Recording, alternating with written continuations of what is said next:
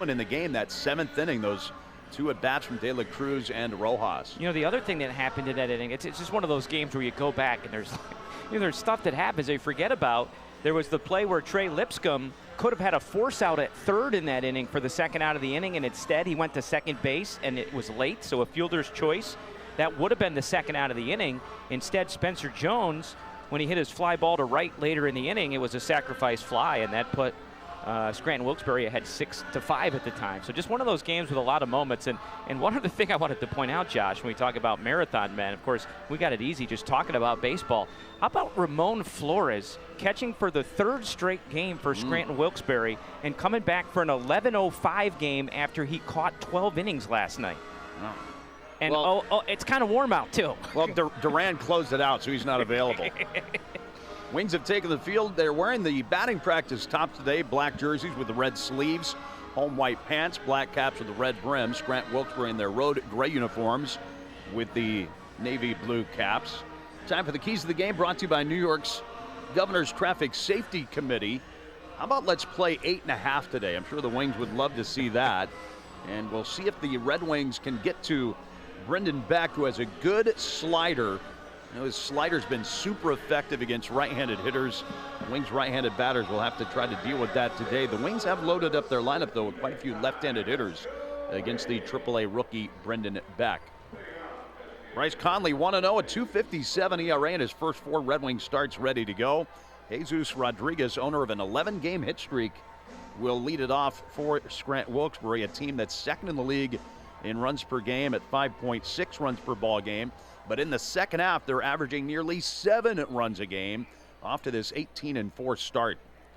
Here we go. We're ready for baseball. Bryce Conley's first pitch of the day is on the way, and a rip and a miss at a first pitch fastball. 0-1. Rodriguez, with that 11-game hit streak, now has his batting average at .313, 6th best in the league. Conley kicks and unloads, and it's popped foul off to the right. 0-2. .411 on base percentage for Rodriguez, who has that funky stance at the plate where he bats kind of hunched together.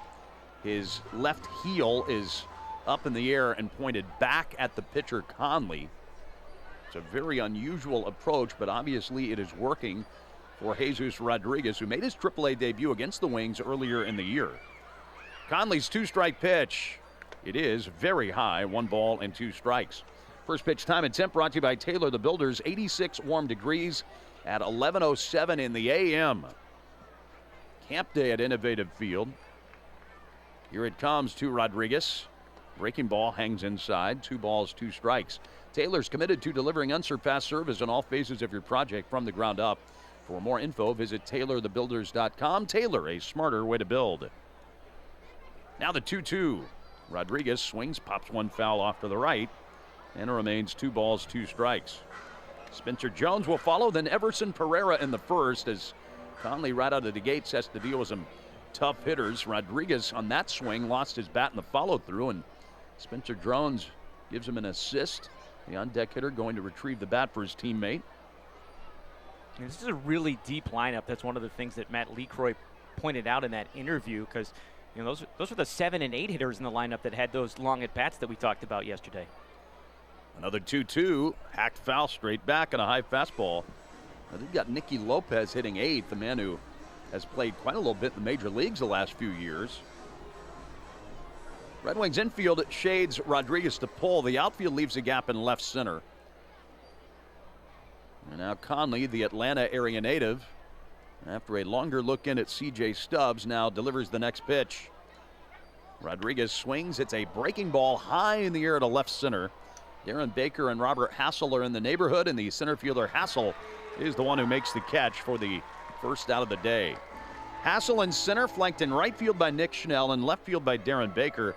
Jose Tenas at third, Nasim Nunez at short, Jackson Clough at second, Andres Chaparro at first, and C.J. Stubbs is the catcher. And that defensive alignment's brought to you by Niagara Scenic Tours. Travel the scenic route with Western New York's leader in transportation services. You can find them at niagarascenictours.net. Now the pitch to the big left-hand hitting Spencer Jones. Swinging a foul straight off to the left. Well, you mentioned Jesus Rodriguez has an unusual stance. So does Spencer Jones. This is about as unusual as it gets. He's fiddled around with his stance a little bit over the years.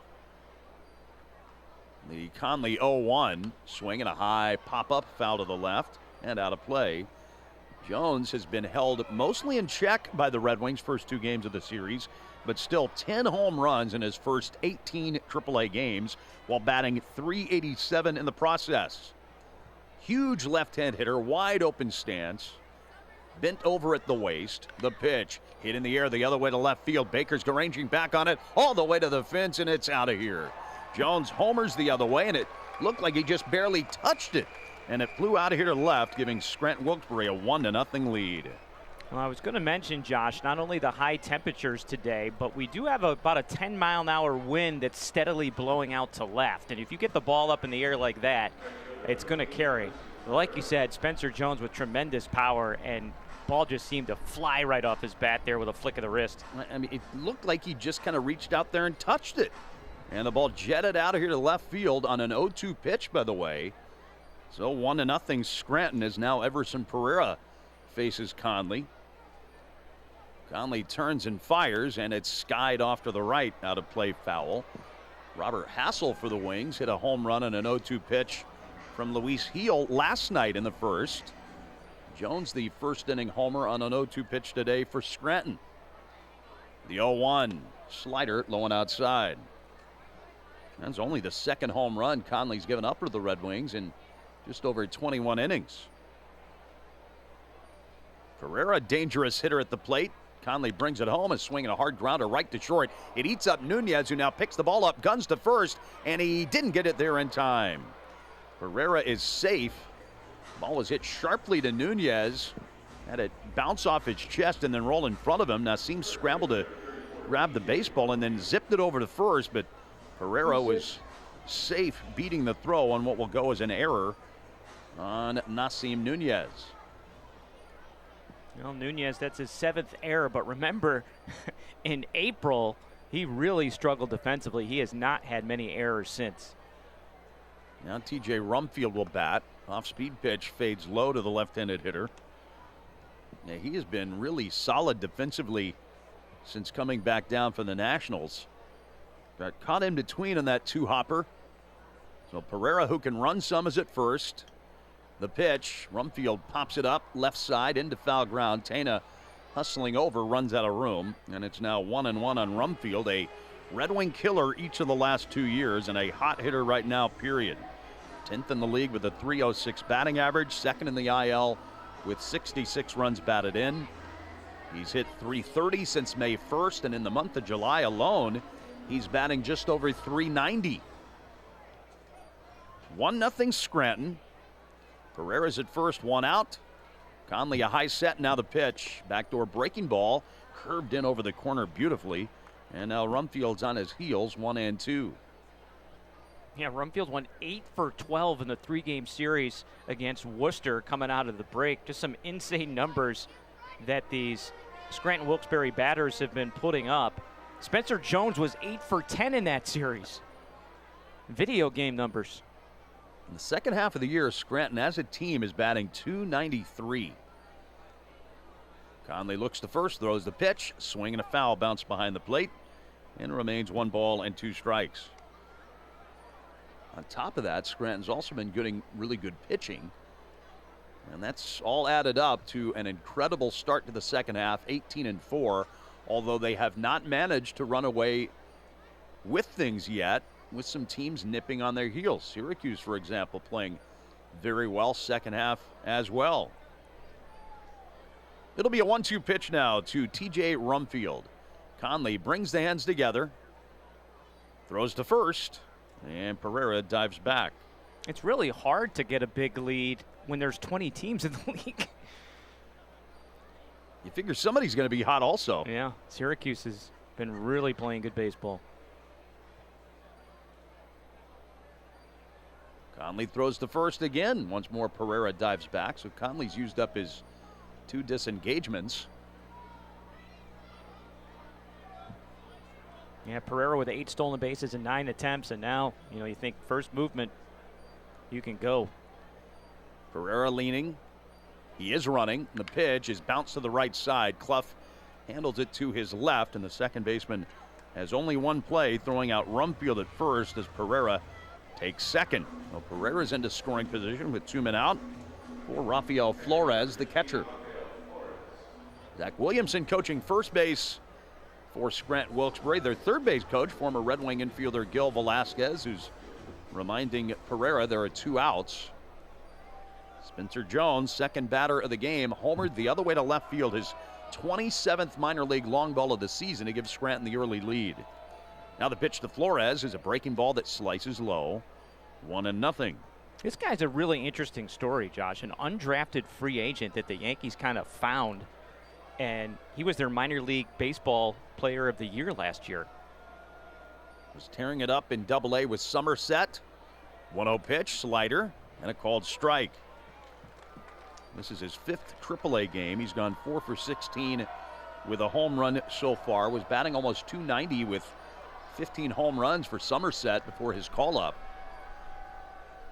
Conley checks to second and throws the pitch now to Rafael Flores. Right-hand batter swings and misses out in front of something off speed. It's 1-2 on the Taco Bell K-Man, so fans are starting to get excited about the prospect of a free taco. You know, he was in Southern California at a junior college, and the Yankees actually kind of discovered him playing up in that Alaskan Wooden Bat League for the Alaska Gold Painters. That's a great name. That Alaska Summer Ball League has always been a great league for college players. There goes Pereira for third. The pitch ripped and a miss, strike 3, and the free taco for the fans. Pereira's stolen base attempt goes by the wayside with the inning over. He's stranded on base, but Spencer Jones' home run, his 11th in Triple-A in 19 games, has given Scranton a 1-0 lead after only half an inning today, and it on Fox Sports 1280. Hassel leads off the bottom of the inning against the right-hander from Southern California, Brendan Beck, a 6'2", 220-pounder, 26 years old. He was a second-round pick of the Yankees out of Stanford in 2021. Missed 2022 with Tommy John surgery. Came back, pitched in 2023, but then missed all of last year after having surgery to clear up some scar tissue in his elbow. Hassel, left-hand batter. Third baseman Candelario in should Hassel bunt, and the pitch. It is swung on and lifted high in the air to left. That will chase Ellis back. He's the warning track to the fence. That's out of here. Hassel homers in the first inning again, leading off the bottom of the first with a long ball for the second straight day, and it's 1-1 immediately here at Innovative Field. Hassel jumping on the very first pitch he saw. Home run last night came on an 0-2 pitch. This time first pitch from Beck, who again last time out didn't give up a hit. And on a lot of days, that ball is caught probably shy of the warning track. I'm telling you, you get the ball up and left, Josh, it's going out. Now Yo-Yo Morales, Beck fires over the top and misses low and away. 1-0. So we're back even again, 1-1. Beck zips in the next pitch. Morales swings and misses the ball away from him. 1 ball and 1 strike. Yo-Yo's been swinging the bat well. Tall right-hand hitter. Beck deals at home and a swing and a miss at the slider. That's been his big pitch for Beck against right-handed hitters such as Morales. Righties have hit only 125 against that slider. The delivery, slider outside. 2-2. When batters have swung at Beck's slider, righties have whiffed on over 40% of their swings against it. He deals at the plate. Morales swings and misses at the hard slider, strike 3. So there's 1 out. And as now Jose Tena comes up to face Beck next. Beck 2-0 with a .386 ERA after 5 Triple-A starts. Between Double-A and Triple-A this year, 7-2 with a .243 earned run average. And opponents this year in the minor leagues have hit only .198 against him. Tena's a left-hand hitter. Beck's first pitch to Jose is a curveball that drops in there, 0-1. Against righties, he's mostly fastball slider, more of a wide pitch mix against lefties such as Tena. He works quickly, and the pitch is fisted in the air to left, and it carries out to Ellis near the corner. The left fielder makes the play for the second out of the inning. Duke Ellis just caught that in left. Spencer Jones in center, Everson Pereira in right.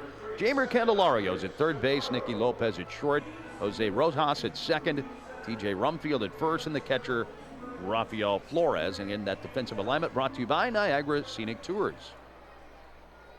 See how Andres Chaparro does now. Big right-hand hitter. Beck fires, swing and a miss. 0-1 on Chaparro, the former Yankee farmhand. Trying to get going again a little bit at the moment. The kick, the 0-1. Swinging a high fly ball to shallow right. Pereira jogs in, puts it away, and the inning is over. Each team gets a home run, though, in the first. Robert Hassel launched one to tie the score in the bottom of the first for the Wings. And after 1-1 tie on Fox Sports 1280. Former national and longtime big leaguer Jamer Candelario at the plate for Scranton. Switch hitter batting at lefty against Bryce Conley. Candelario's played 26 games overall in the IL this year between Louisville and Scranton. Conley's first pitch of the second is taken outside by Candelario, 1-0. Jose Rojas is on deck. Conley into the motion, whips in the pitch. It's high and tight for a ball, 2-0. This will be our JFS Curtsy Trivia inning for today. First correct caller at 222-1280 will receive a gift certificate to Salt. First the 2-0 pitch, check swing foul coming back, 2-1. A Yankee strikeout related question today after the Red Wings fanned 22 times last night in the 12-inning loss to the Yankees AAA affiliate Scranton. The 2-1, Candelario lifts up the arms and a fastball that moved inside. 3-1. Infield shades Candelario to pull to the right. The outfield straight away and spread far apart. 3-1 on the way. Swinging a high fly ball into right. Schnell a step back. Now he moves in a few steps, and he easily puts it away for the first out of the inning. All right, here's the trivia question for today. What pitcher has the Yankees' single-game strikeout record? What pitcher has the Yankees' single-game strikeout record? A hint, this pitcher was a lefty. Call 222-1280. Now left-hand hitting Jose Rojas. The Conley delivery is a breaking ball that drops in there nicely. I'll throw in one other thing. At the time, it set the record for most strikeouts by a lefty in the American League. There you go. The 0-1, breaking pitch, low and inside. So now you have no excuse if you don't get it. I'm sure that last hit just gave it right away. Rojas has been a hot hitter for Scranton. The pitch to the veteran lefty hitter. Belted to right field down the line. If it's fair, it's a homer. It is a fair ball and a home run. Scranton takes the lead right back, 2-1. So for the second straight inning, a one-out solo homer hit by a left-handed Scranton slugger. In this case, Jose Rojas takes Conley deep for his 18th home run of the season. And you mentioned before, Conley had given up just one home run over his first four starts that spanned 21 innings, and here we are in his second inning of work today. Already 3 home runs in this game, and you can't help on a day like today when it's warm and the wind's blowing out, think about that Lehigh Valley game, the 20-18 game. Sorry, I had to put it out there, Josh. Has some vibes. Another left-handed hitter now, Nicky Lopez. Conley kicks and deals. It's rammed toward left center field. Baker sprints to the gap, and the Wings left fielder gets there to run it down for the second out of the inning. Good running catch by Darren Baker toward left center, taking possible extra bases away from Nicky Lopez. It's one of the better plays I've seen Darren Baker make out in left field. The guy who has been an infielder for most of his career has been getting more and more games in left field over the course of the last 2 seasons, and really took a nice angle on that ball and has learned to navigate the unusual left field here at Innovative Field. Speedy Duke Ellis bats next. He lines one toward the middle over the outstretched glove of Nasim Nunez, leaping up at shortstop. And so Ellis jumps in the first pitch and singles, and now Conley has to deal with a very fast runner at first. Remember, he got picked off, though, in the 9th inning last night by Orlando Rebalta. 2-1 Scranton Wilkes-Barre. That was in the top of the 9th inning. He came in as a pinch runner after Jose Rojas had singled. That 8th slot in the lineup yesterday for Scranton Wilkes-Barre, and like 4 people in there. Yeah, I ran out of room on my scorecard. Top of the order, Jesus Rodriguez began the game by flying out to center before the Spencer Jones home run. Conley sets of the letters. Ellis a huge lead at first. He's not running, though, as Rodriguez dribbles one foul behind the plate. Ellis has 13 steals and 16 attempts. These two teams both in the top 5 in the league in terms of stolen bases. Red Wings are 4th. Scranton Wilkes-Barre is 5th. Conley ready on the mound, throws to first. Ellis dives back. Remember the series in Lehigh Valley. Lehigh Valley's in 3rd. So Red Wings taking on a pair of teams out of the All-Star break that, like themselves, like to take advantage of the stolen base. Rodriguez in that narrow, unusual stance of the plate, waiting. Conley throws to first again, and Ellis dives back there. So the 2 disengagements have been used up by Conley. Scranton 2, Red Wings 1, top of the 2nd inning. Well, we're still in the morning hours at Innovative Field on a camp day. Conley stretches, Ellis starts to break, then shuffles back. Conley still in the set, and the pitch, a check swing and a slider up and away. They'll appeal to first, and Jim Powell says no swing. That was really close to a swing on Rodriguez. Ellis had started to break towards second, but Conley was still frozen in the set position. So Ellis slammed on the brakes and then had to kind of slide back toward first, so he didn't run. 1-1 the count. Now the delivery. Ellis breaks. The pitch is low. Throw to second. The tag. Ellis is safe. Oh, man. That was really close. Ellis got in there with a hand. He did not get a great jump that time, and Stubbs with a good, strong, and accurate throw. And with the naked eye, I thought the Red Wings may have nabbed him at second base. Well, I think he got the hand in there. Clough applying the tag, but Ellis managed to make up for the poor jump with raw speed. 2 balls and a strike. Here it is. Breaking ball waved at and missed. 2 balls, 2 strikes. Of course, the umpires kind of owe the Red Wings one after screwing up the appeal last night. And let's call it what it was. That was an absolutely botched call by Matt Blackburrow last night. Just a ridiculous outcall on the appeal. Well, the thing with that, Josh, is the only way you make that call in that spot is if it's really obvious. And not only was it not obvious, it was wrong. It was completely wrong. 2-2 on Rodriguez. Long lead at second for Ellis, and the pitch low and outside. Now Rodriguez has taken it to a full count, and he has an 11-game hit streak. Conley would just as soon retire Rodriguez so he doesn't have to deal with Spencer Jones this inning, with Jones looming on deck. Now a turn towards second, but no throw. Rodriguez had a stretch earlier this year, Josh, 32 straight games of reaching base. Now here he is with an 11-game hitting streak. He has just been outstanding for Scranton since they promoted him early in the year from Double-A. Conley's payoff. Breaking ball spoiled, foul behind the plate, and he is a rail rider batter that doesn't swing and miss much. He's one of those rare hitters with just about as many walks as strikeouts. Hitters like that these days just are hard to come by. And Scranton's gotten a few guys come up from Somerset and really make them better. And the latest, Rafael Flores, their catcher.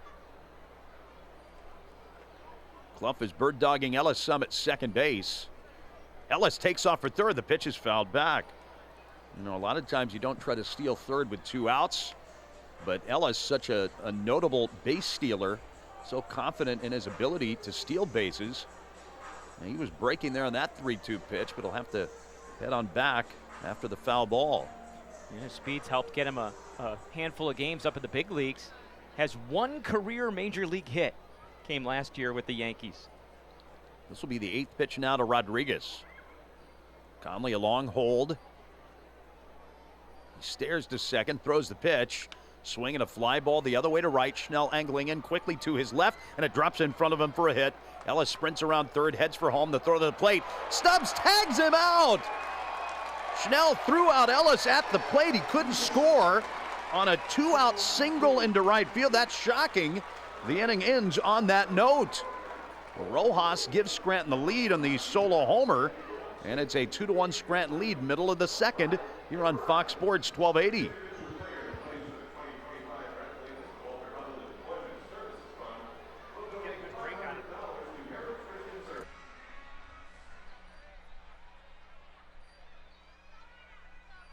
Schnell, a red-hot left-handed batter at the plate, and the Brendan Beck pitch is a fastball on the outside corner. Schnell's hitting .279, 11 home runs. He had 3 hits, including a 2-run double last night. The 0-1, swing and a miss, 0-2. Really surprised that Duke Ellis didn't just waltz home on that last inning. He is so fast. 2 outs, a little blue pit into right that fell in front of Schnell. I don't know why Ellis didn't score. The 0-2 bounces in front of the plate, and Schnell's throw beat Ellis easily. I wonder if he thought there was only 1 out. Going back earlier in the at-bat, remember he tried to steal third. It was a foul ball, and you mentioned how that's unusual with 2 outs. He should have been running on contact. It's on the way to Schnell, swinging a high fly ball right center field. Pereira's going back near the scoreboard, looking up. It's way out of here. Went over the scoreboard. Schnell has tied the game with a massive home run to right center field. It's 2-2. Wow. Leadoff homer from Hassel in the first, and now Schnell ties the game with a leadoff homer in the second, and that soared, it looked like, over the scoreboard in right center. 111 exit velocity, and I don't buy the distance that we got off the StatCast. Jackson Clough hits next. That's high, 1-0. It says 394, but it's 385 to the front of the scoreboard, to the left edge of the scoreboard, and went over it. Pitch to the left-hand batting Clough. Zips outside, 2-0.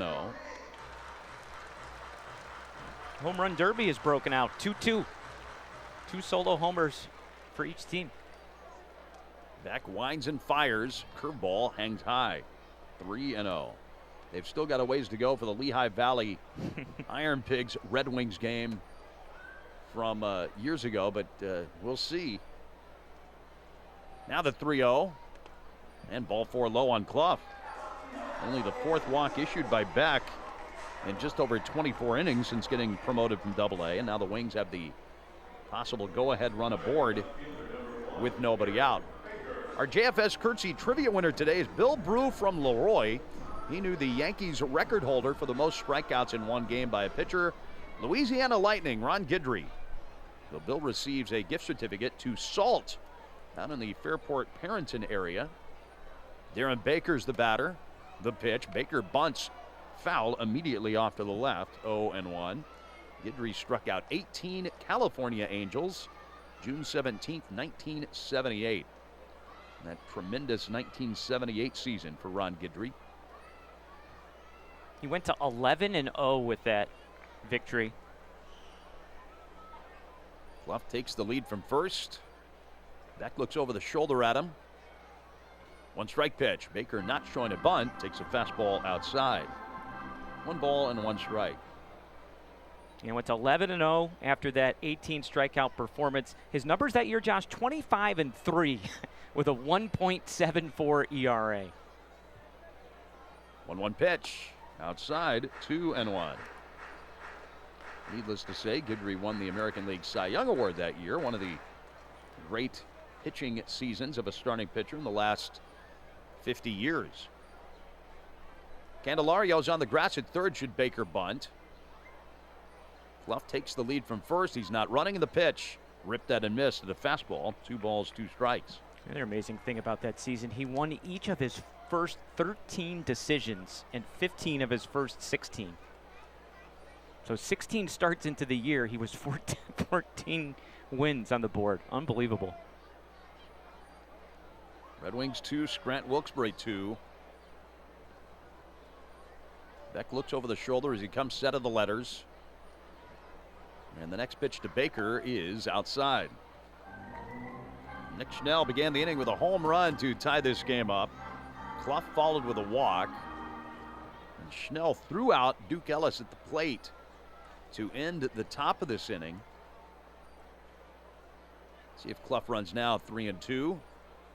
He is going, and the pitch to Baker's ball 4 low. Back-to-back walks issued by Beck in front of C.J. Stubbs. Well, earlier today, I was asking Matt Lecroy and Brian Daubach, the Wings hitting coach, if they had ever been called out, as now the pitching coach for Scranton's going out to the mound for a chat with Beck following the 2 walks in a row. That's Gerardo Casadiego. But I asked Matt Lecroy and Brian Daubach if they had ever been called out on an appeal like last night after tagging and trying to advance. Brian Daubach said, "You kidding me?" It's like, if it was going to be that close, I was not tagging up. I wasn't fast enough. And Lecroy said, late in games, I was never on the bases because if I got on base, they ran for me. Yeah, so I didn't have to definitely. worry late in a game. I was never on base. I got on base late in the game, they were going to run for me. I can't imagine at any point in the game he tagged up on a lot of fly balls. Yeah. Matt Lecroy and Brian Daubach, not necessarily in the Duke Ellis or Andrew Pinckney speed department, let's put it that way. I think that could have been part of the reason that they, trying to throw a lifeline here to Matt Blackburrow, but he was so fast, was Robert Hassel, getting to third base last night, that maybe he's thinking, man, the only way he got there was to leave early. I also think he fell for a little oop-de-oop from some of the Scranton players who were jumping up and down from the very beginning. Now let's see if C.J. Stubbs is up there to bunt. Scranton thinks he might be. They're in at the corners. The righty Beck pauses. And the first pitch to Stubbs. He is bunting. He pops it up toward third, and it's caught easily by Candelario in foul ground. The Red Wings really struggled trying to lay down bunts last night, and Stubbs pops up the bunt there. Easy play in foul territory for Candelario, moving in and to his right from third base. 2 rough at-bats in a row for C.J. Stubbs, because remember, he struck out to end the game last night facing the catcher Edinson Duran, who did throw hard. Let's mention that. He hit 87 on the radar gun last night. Now the switch hitting shortstop Nasim Nunez batting lefty. Beck fires it home and misses upstairs with a fastball. You missed the battle of the brothers while you were gone, Josh. That was pretty cool. Oh, CJ and Garrett? Yeah. Stubbs? First time they ever played against each other in a regular season game. It's on the way. Nunez takes a fastball low. 2-0. You think on a day like this, Josh, when you see the ball just flying out of the yard, all of a sudden you get a little gun shy as a pitcher and you start nibbling a little bit? Maybe. It was after that second home run that Beck has lost his command a little. Candelario remains in at third for Nunez, and the next Beck pitch is a fastball that's called a strike. Nasim Nunez. Calls a strike, the batter's challenging. Pitch was a ball. The call is overturned. Rochester has 2 challenges remaining. A successful challenge from Nunez, 3-0 the count. So yeah, Lehigh Valley last weekend had one of the great series in terms of challenge success rates. Now Rochester's done really well in this series. And on the 3-0, Nunez bluffs a bunt and then takes a strike. The Wings had been in a little bit of a challenge slump, I would say. They were not having a lot of success there for a 2 or 3 week period. Good speed aboard. Clough at second, Baker at first in a 2-2 game. The 3-1 is ripped at and missed. A fastball at 92 miles an hour from Brendan Beck. Beck's fastball has averaged around 91, 92 miles an hour so far at AAA. though he does get good riding effect with it when he throws it up in the strike zone. Another deep count for him, and the payoff pitch is ball 4 outside. So now he's walked 3 of the 4 men he's faced since the leadoff homer from Schnell, and the Red Wings have them loaded up for the top of the lineup, and the man who homered off Beck in the first, Robert Hassel. Beck had walked 3 batters in his first 5 starts in AAA, and he's now walked 3 batters in this half inning. He had 3 walks in 23 1/3 innings coming in. Hassel, one of the guys he doesn't want to face in this spot either. Left-handed batter. Beck deals from the stretch and smacked on the ground off the glove of Beck and through the middle for a base hit. The Wings take the lead. Clough scores. Baker scores as well. Nunez motors around to third base, and it's 4-2 Rochester on Robert Hassel's 2-run single through the middle. Now Hassel continues to be red hot, and that ball was hit so hard that even though it deflected off the glove of the pitcher Brandon Beck, it had enough to get through the middle infield into the outfield and not only score the run from second, but also allow Nunez to go first to third. 3 RBIs already for Robert Hassel in just the first 2 innings of the game. Now Yo-Yo Morales will bat with runners at the corners and still only 1 out. Wings with a run in the first, 3 so far in the second, taking a 4-2 lead this afternoon. First pitch this go around to Morales. Yo-Yo swings and nubs one foul at the plate. Let me correct myself. This morning, we still haven't gotten to this afternoon yet after the 11:05 scheduled start time. Before noon, we got 4 home runs, 6 runs on the board. Kids are loving it. A lot of action. Hassel, a threat to go from first, does not have a huge lead at the moment. The 0-1 fastball down and away. 1 ball and 1 strike to Morales. Yo-Yo's the lone strikeout victim for Beck. Tall right-hander tucks the baseball into the glove.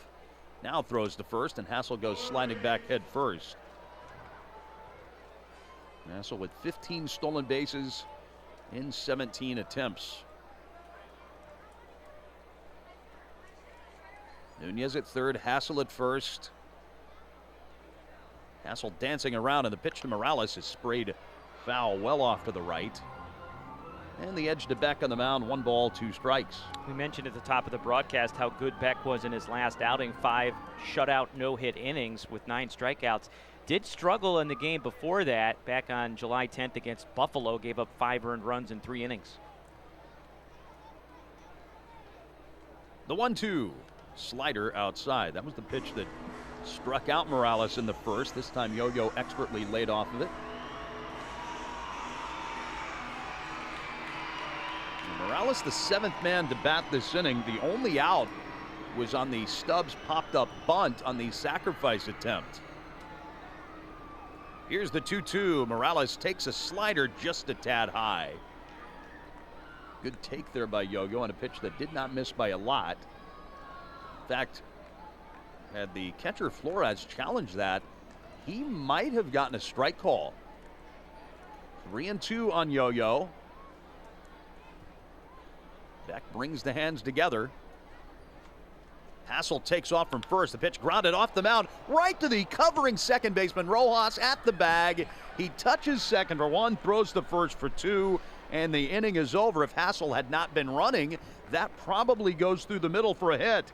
So instead, the Wings have to settle for 3 runs on 2 hits, a 2-run single from Hassel, and a solo homer from Nick Schnell. 4-2 Red Wings after 2 innings.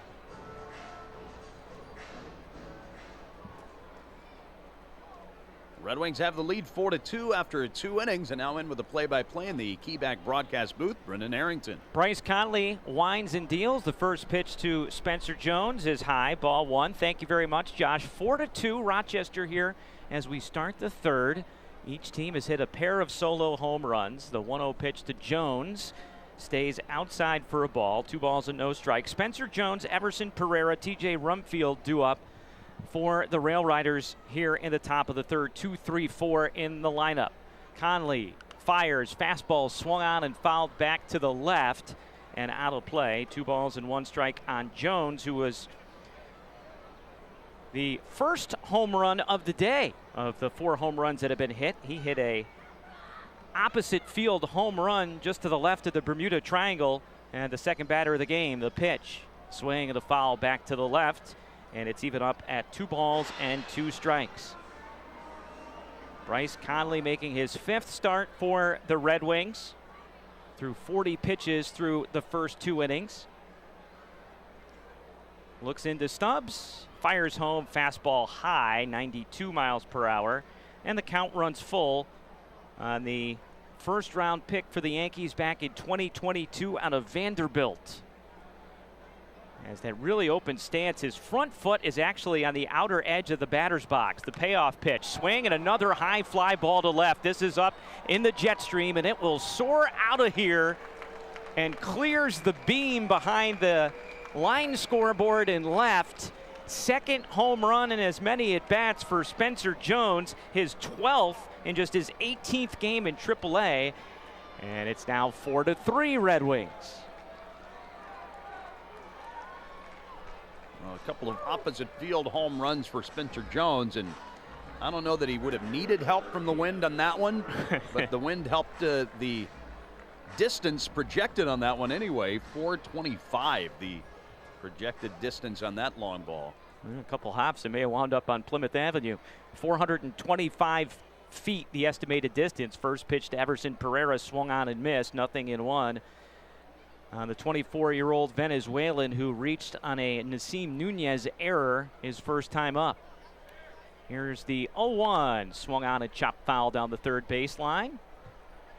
And the count goes to no balls and 2 strikes. Is that Gil Velasquez who's coaching third? That was a nice play off a couple hops, huh? Matt Leacroy's former roommate.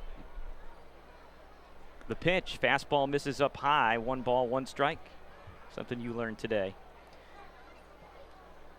So 1 ball and 2 strikes, I should say, on Everson Pereira with TJ Rumfield waiting on deck. Here's the pitch. Swing and a foul ball straight back. That came off of the slider. And it remains 1 ball and 2 strikes. Pereira now 2 for 7 in the series. Does have a home run and 3 runs batted in. Right-handed batter. Steps back in there, waves the bat back and forth. Conley winds and deals. Swing and a miss. Struck him out. And Conley picks up his 2nd strikeout. And there is 1 gone here in the 3rd. Have we reminded our folks about what happens with every strikeout today, Josh? I have not. Okay, for every strikeout by a Red Wings pitcher this season, a donation will be made to the Volunteers of America, courtesy of Citizens Bank, as we help to strike out poverty. Text the word strike to 366-283 to donate, or log on to voaupny.org. So 1 out. The batter is TJ Rumfield, left-handed batter. And the off-speed pitch stays outside for ball 1. 1 ball and no strikes on Rumfield. Grounded out to the second baseman, Jackson Clough, his first time up. Playing first base this afternoon. And Conley deals, and that one laced foul. And 1 ball and 1 strike on the 25-year-old out of Virginia Tech. Was a 12th round pick of the Phillies back in 2021. He's another really big dude, 6'5", 225 pounds. The pitch, fastball stays up high, 2-1. He's in a battle with Rojas for the team lead in runs batted in, 66 RBIs for Rumfield. Conley behind of the count, 2-1, kicks and fires. Stays high and outside. 3 balls and 1 strike. And Conley fastball in the low 90s and goes slider curveball after that as his next most common pitches. And that one grounded sharply to first, but right there is Chaparro. He'll flip it to Conley covering. 3-1 on the putout, and that's the 2nd out of the inning. So after the leadoff home run from Spencer Jones, his 2nd of the game, good bounce back from Conley as he strikes out Pereira and gets Rumfield to ground out harmlessly to first. And here's Rafael Flores. Flores, the first strikeout victim for Conley today. Red Wings leading it 4-3 here at the top of the 3rd on this steamy we're 3 minutes away from being an afternoon. Still a morning. That first pitch is in there for a strike, 0-1. And an 11:05 start for this camp day coming the morning after a 12-inning, 4-hour and 1-minute marathon last night. Red Wings came up a little bit short, 8-6. Here's the 0-1 pitch. Swing and a miss, and the breaking ball really fooled Flores that time, and it's 0-2. Jeimer Candelario waiting on deck if the inning continues. That was the curveball. And had Rafael Flores way out in front, and Flores will call time and try and regroup. Bunch of different camps on hand. You see the different camps with the different t-shirt colors. Here's the windup, the 0-2 from Conley. Another breaking ball down and away with the curveball. 1 ball and 2 strikes on Flores. Flores getting the promotion from Somerset right after the All-Star break. He was terrific with the Patriots in 87 games, 287 with 15 homers. The pitch, little bit high, and that evens up the count at 2 balls and 2 strikes.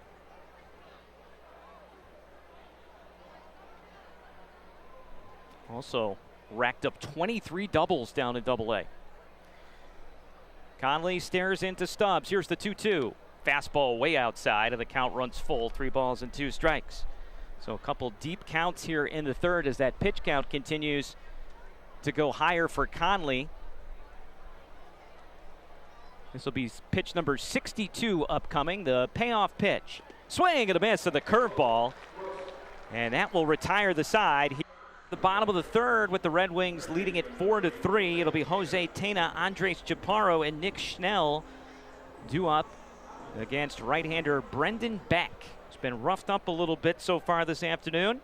He'll go into the windup in the first pitch. Swing and a high line drive in the air to right. Going back on it is Pereira looking up. And it's out of here. Just clears the fence in right. 5th home run already in this game. 3rd for the Wings. A solo shot for Tena. And the Red Wings expand it now to a 5-3 lead. Well, the Red Wings hitters have really lit the candle every inning. A leadoff homer in all 3 innings. Hassel in the first, Schnell in the second, and now Tena in the third. 107 miles per hour on the exit velocity. Just cleared the fence in right. That was a different type of home run than from what we've seen earlier. A lot of towering shots so far today. Now here's Andres Chaparro. And the first pitch off speed in there for a strike. 0-1 on Chaparro, who's now just 1 for 17 post All-Star break. Looking to get it going a little bit. Here's the 0-1 pitch. Low and outside, 1 ball and 1 strike. So for Tena, his 3rd home run with the Red Wings, and this is 24th game in Rochester. Played 44 games up with the Nationals as that pitch misses down and away. 2 balls and 1 strike on Chaparro. 26-year-old Venezuelan, acquired last year from Arizona at the trade deadline for Dylan Floro. Here's the 2-1 pitch. Swing and a chopper foul down the third base line, so it's even up at 2 balls and 2 strikes. So Robert Hassel, a solo home run to lead off the first. Schnell in the second, and now Tena in the third. Red Wings added 2 more runs on a 2-run single from Robert Hassel in the second inning. 2-2 pitch. Fastball outside by a couple baseballs. And count runs full, 3-2 on Chaparro. So a day where the day after, both teams had to use a ton of pitchers yesterday. Both starters' pitch count climbing quickly. The 3-2 is chopped foul, and it will take at least 1 more pitch for Brendan Beck against the Red Wings cleanup hitter, Andres Chaparro. Now, I mentioned the 1 for 17. Chaparro did have a sacrifice fly last night, also walked and scored a run, so was productive. Again, the payoff pitch. And again, it's grounded foul. This one much closer to staying fair as the third baseman Candelario gave chase. And so this will be the 8th pitch of the at-bat upcoming to Andres Chaparro. And all 3 games, weather has been beautiful, but the temperature getting a little warmer each day, especially this morning and afternoon. The pitch.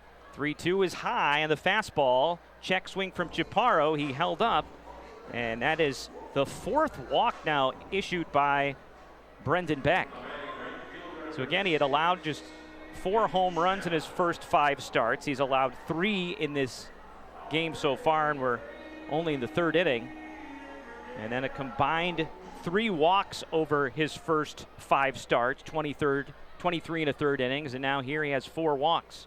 So here's Nick Schnell, who's swinging a red-hot bat in the first pitch, right down the middle for a strike, 0-1 on Schnell, who homered over the right field wall to begin the 2nd. That was his 12th home run of the year, ties him for the team lead. Here's the 0-1 pitch, sinks low, 1 ball and 1 strike on Schnell. It's kind of been a back and forth battle for the home run lead between Andrew Pickney and Nick Schnell, both with 12 home runs on the season. Here comes the 1-1. Swing and a pop-up off the end of the bat. Shallow left field towards the line. Ellis has to use all of his speed to get over and make the catch. His momentum carries him into foul territory, even though he caught it in fair territory, and that's the first out of the inning. So Schnell is retired, and Jackson Clough will be the batter. Red Wings have been out-hit 5-4, yet they lead it 5-3. So here's Clough, who walked and scored his first time up. Chaparro most likely not going anywhere at first. Takes his lead, and here's the pitch. Curveball stayed a little bit high. 1 ball and no strikes on Jackson Clough. And Brendan Beck throws a fastball in the low 90s, and then slider, his best pitch, as a throw to first. And Chaparro back diving, even though I said he wasn't going anywhere. But he'll also mix in a curveball in the upper 70s, and every once in a while he'll throw a changeup to left-handed batters. Wings with a whole bunch of lefties in the lineup today. The pitch to Clough.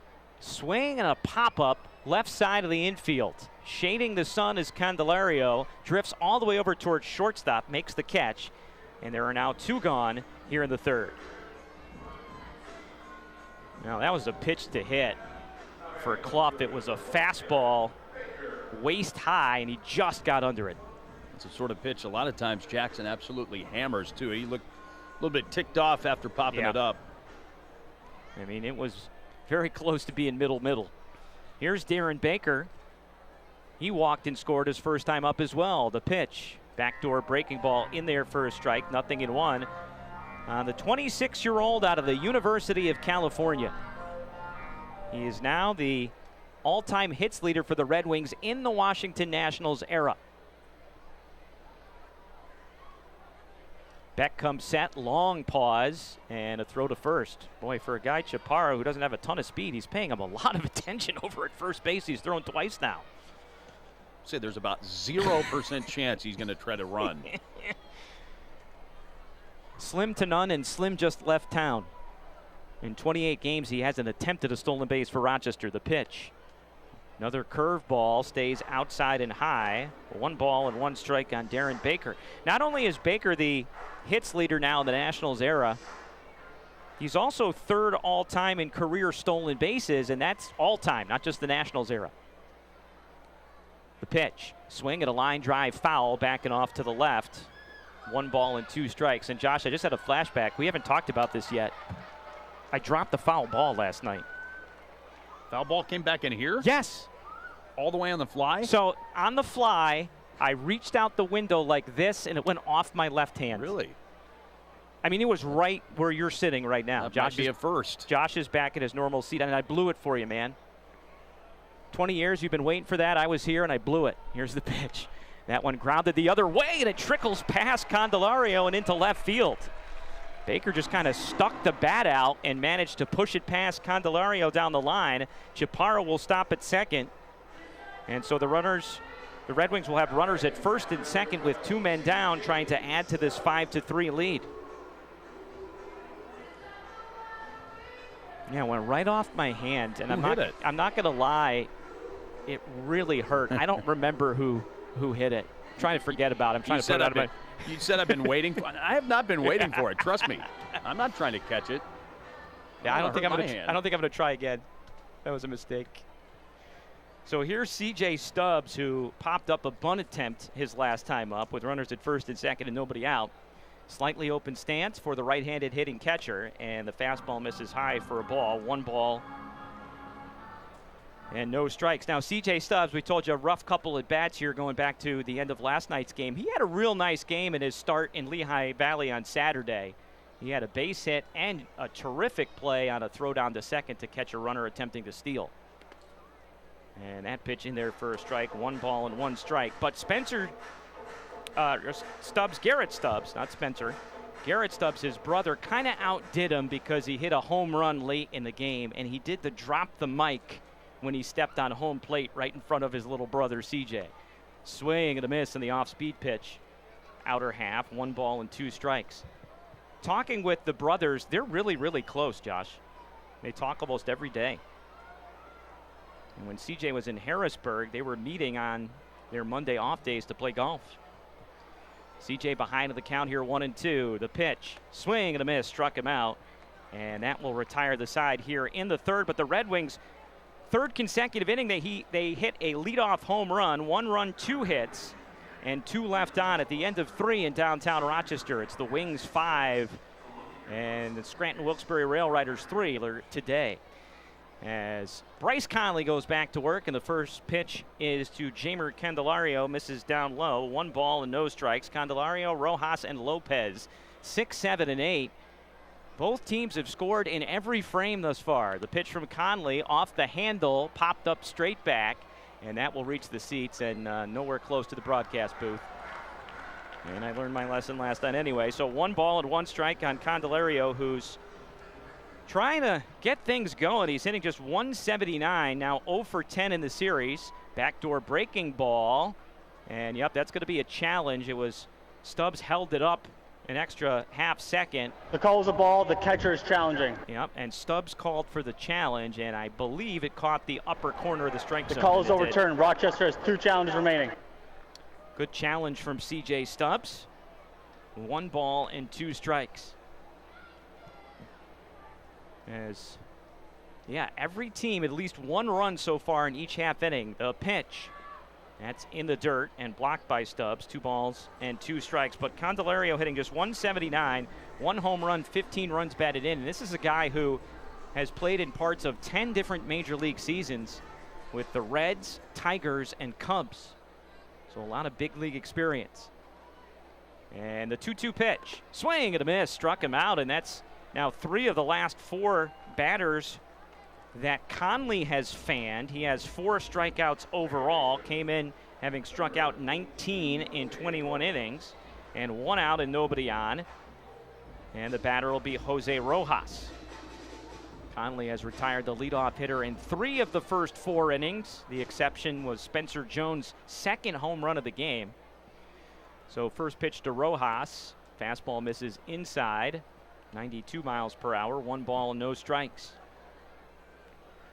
Rojas, a Southern California native, picked in a round that doesn't exist anymore, the 36th round. The pitch, fastball up and away.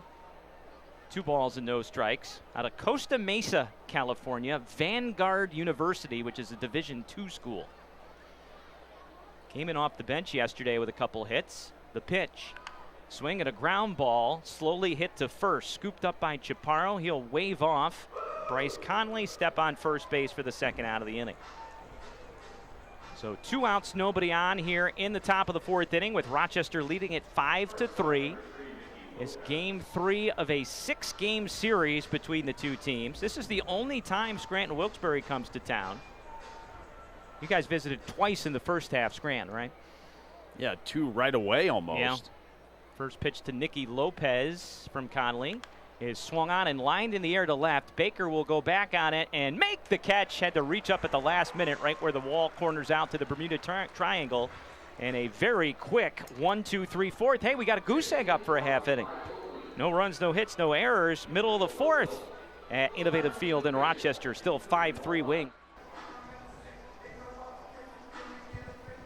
Nasim Nunez to lead it off here in the bottom of the 4th inning. The Red Wings have scored in each of the first 3 innings. They're running a 1-3-1 zone. 1 in the first, 3 in the second, 1 in the third. First pitch to Nunez is in there for a strike on the slow curveball. 0-1 to the Red Wings switch hitting shortstop. So Red Wings with 5 lefties and a switch hitter in the lineup. The pitch, another off-speed pitch in there for a strike, and Nunez quickly in the hole, 0-2. He walked his first time up. Couple hits last night, got him over the Mendoza line and off the interstate. 202 average now for Nunez. And here's the 0-2 from Beck. That one inside outed down the left field line. It's going to die and land, take a huge hop into the berm. Wow, that worked out well for Nunez. Ground rule double. Well, you think that ball had some English on it? Landed on the warning track area in fair territory down the left field line and took a left turn at Albuquerque. A good break for Nunez and the Wings, and a chance for the Red Wings to score for their 4th consecutive inning, especially with the top of the order coming back around now with Hassel, who's already driven in 3 runs. Yeah, Robert Hassel has been red hot. You take his 2 hits today, he's already driven in 3. So since the All-Star break, 11 hits and 23 at bats, so almost hitting a 500 clip. Left-handed batter awaits the first pitch from Beck. Here it comes. Shows bunt, pulls it back for a ball. 1 ball and no strikes. Hassel getting that average to continue to soar over 300. Came in hitting .302. Now has 10 home runs and 43 runs batted in. The pitch from Beck. Curveball. Dips in for a strike, and it's 1 ball and 1 strike. He's also been really good with runners in scoring position. .343 average for Hassel, and that's the situation right here. Red Wings have had an extra base hit to lead off every inning. 3 of them home runs. 1-1 pitch in the dirt, smothered by Flores, goes to 2 balls and 1 strike. And Hassel leading off the game for the Wings in the bottom of the first on back-to-back days. So less than 24 hours apart, less than 18 hours apart. Beck comes set, the 2-1. That one yanked foul down the right field line. Takes a huge carom back out into fair territory, so it'll take a minute to go retrieve that baseball. I have to check. He might be the first Red Wing to homer in the first pitch of the game since maybe Luis Garcia did that. There have been some guys who've hit homers in the first at bat of the game, but that was on the first pitch, right? And Garcia hit a lot of leadoff home runs, right? He's probably, I would guess he's the last guy to go back-to-back games with a leadoff home run. The pitch, and just got a piece of it on a tough breaking ball. And so the at-bat continues for Robert Hassel. I remember he went through a stretch where it seemed like he had 6 or 7 first-inning home runs in a season. He was tremendous. Led off the first game for the Red Wings as a Nationals affiliate with a home run. Yeah. 2 balls and 2 strikes. The count on Robert Hassel. Red Wings lead it 5-3. The pitch. Check swing. They appeal. He did not go. Another sign that Hassel's locked in. 2 pretty good pitches right there that started off looking like strikes that went out of the strike zone. One he followed off to stay alive, and that one he was able to hold up on the swing. So 3 balls and 2 strikes. Nunez is at second with nobody out here in the bottom of the 4th. Red Wings trying to add to a 2-run lead. Look back to second, fires home. Grounder gets past Beck, but the shortstop, Lopez, was playing up the middle. And so he is able to throw out Robert Hassel III, but it is a productive out. Good read by Nasim Nunez with the shortstop Lopez playing so far up the middle, and Nunez with good speed. He was able to move over to third on the play. So with Yo-Yo Morales up, that's an opportunity to potentially score a run without a hit, and Scranton Wilkes-Barre will bring the infield in. First pitch to Yo-Yo, check swing in the dirt, and Jen Powell at first base says that Yo-Yo went around, and it is a strike, 0-1. Morales is 0 for 2, struck out in the first, and then hit into a very unlucky double play in the second. Here's the windup from Beck. Swing and a miss on the slider, and it goes to 0-2 on Yo-Yo Morales. It was a 3-2 pitch. Runner was going with the pitch, Robert Hassel III, and it was a ground ball right back up the middle. And Jose Rojas was covering the bag, so he caught it while he was on second base and then threw to first for the double play. The 0-2. Swing and a line drive. Base hit in the left center field. On an 0-2 pitch, Morales delivers an RBI single, and he's actually going to stretch it into a double as he hustles it into second base. Yo-Yo Morales not only lacing that one to left center field, but also stretching it into an extra base hit. It's an RBI double, and the Red Wings now lead it 6-3. Really good aggressive base running from Yo-Yo there. That off the bat looked like a single, but he was thinking two right away, and Jones was shaded a bit toward right center. Didn't maybe go after that aggressively enough, and Yo-Yo burned him, getting two bases out of it. Yeah, he caught me off guard, as here's Jose Tena. Crouches over in that stance, and the first pitch, fastball right down the middle for a strike, 0-1. So Yo-Yo Morales, the latest Red Wing to get into the hit parade. That's his 26th run batted in of the year. And he is extended to now a 17-game on-base streak. Pitch to Tena is grounded foul down the first base line. And count will go to no balls and 2 strikes on Jose Tena. So you look down the Red Wings lineup, everybody already except for CJ Stubbs has been on base. Red Wings now with 7 hits. Morales leads from second. The pitch, swing and a fly ball to center right at Spencer Jones. Tagging at second is Morales. He's going to move up on the play. Throw misses the cutoff man and rolls into the third baseman Candelario. And so Morales is at third, but now 2 outs in the inning. And the batter will be Andres Chaparro. That was tagged pretty well by Jose, even though it was an out. Wings have made some good contact on 0-2 pitches today. Yeah, you beat me to it. Look at just this inning alone. Nunez, a little bit fortunate on his double that he was jammed and inside outed it down the line, but not the case for Yo-Yo Morales on his double, and that ball well struck as well. First pitch to Chaparro, 92-mile-an-hour fastball is outside and high for ball 1. Chaparro 0 for 1 with a walk. Batting average now down to .217. The pitch, swing and a miss. And the count even up at 1 ball and 1 strike. You know, the Red Wings offense has been very, very productive coming out of the All-Star break, and that's with Chaparro really doing nothing. Get him going as well. Look out. Here's the 1-1 pitch. Fastball, 2-1, and we know from last year and even earlier this year that Chaparro can do some damage when he gets on a hot streak. He's hit 6 home runs with Rochester this year. Here's the windup and the 2-1 from Beck. Swing and a fly ball to left. This is up in the air. Ellis going back, looking up. It's gone. Andres Chaparro will touch them all on a 2-run homer. The Red Wings have belted 4 home runs off of Brendan Beck, and they now lead it 8-3. You spoke it into existence. I guess so. And the ball continues to fly out of here. RBIs number 26 and 27 for Chaparro. And Red Wings, some good symmetry up on the line score now as they've gone 1-3, 1-3. 1 in the first, 3 in the second, 1 in the third, and now 3 here in the fourth. That all adds up to 8 runs. And here's Nick Schnell, who's already homered.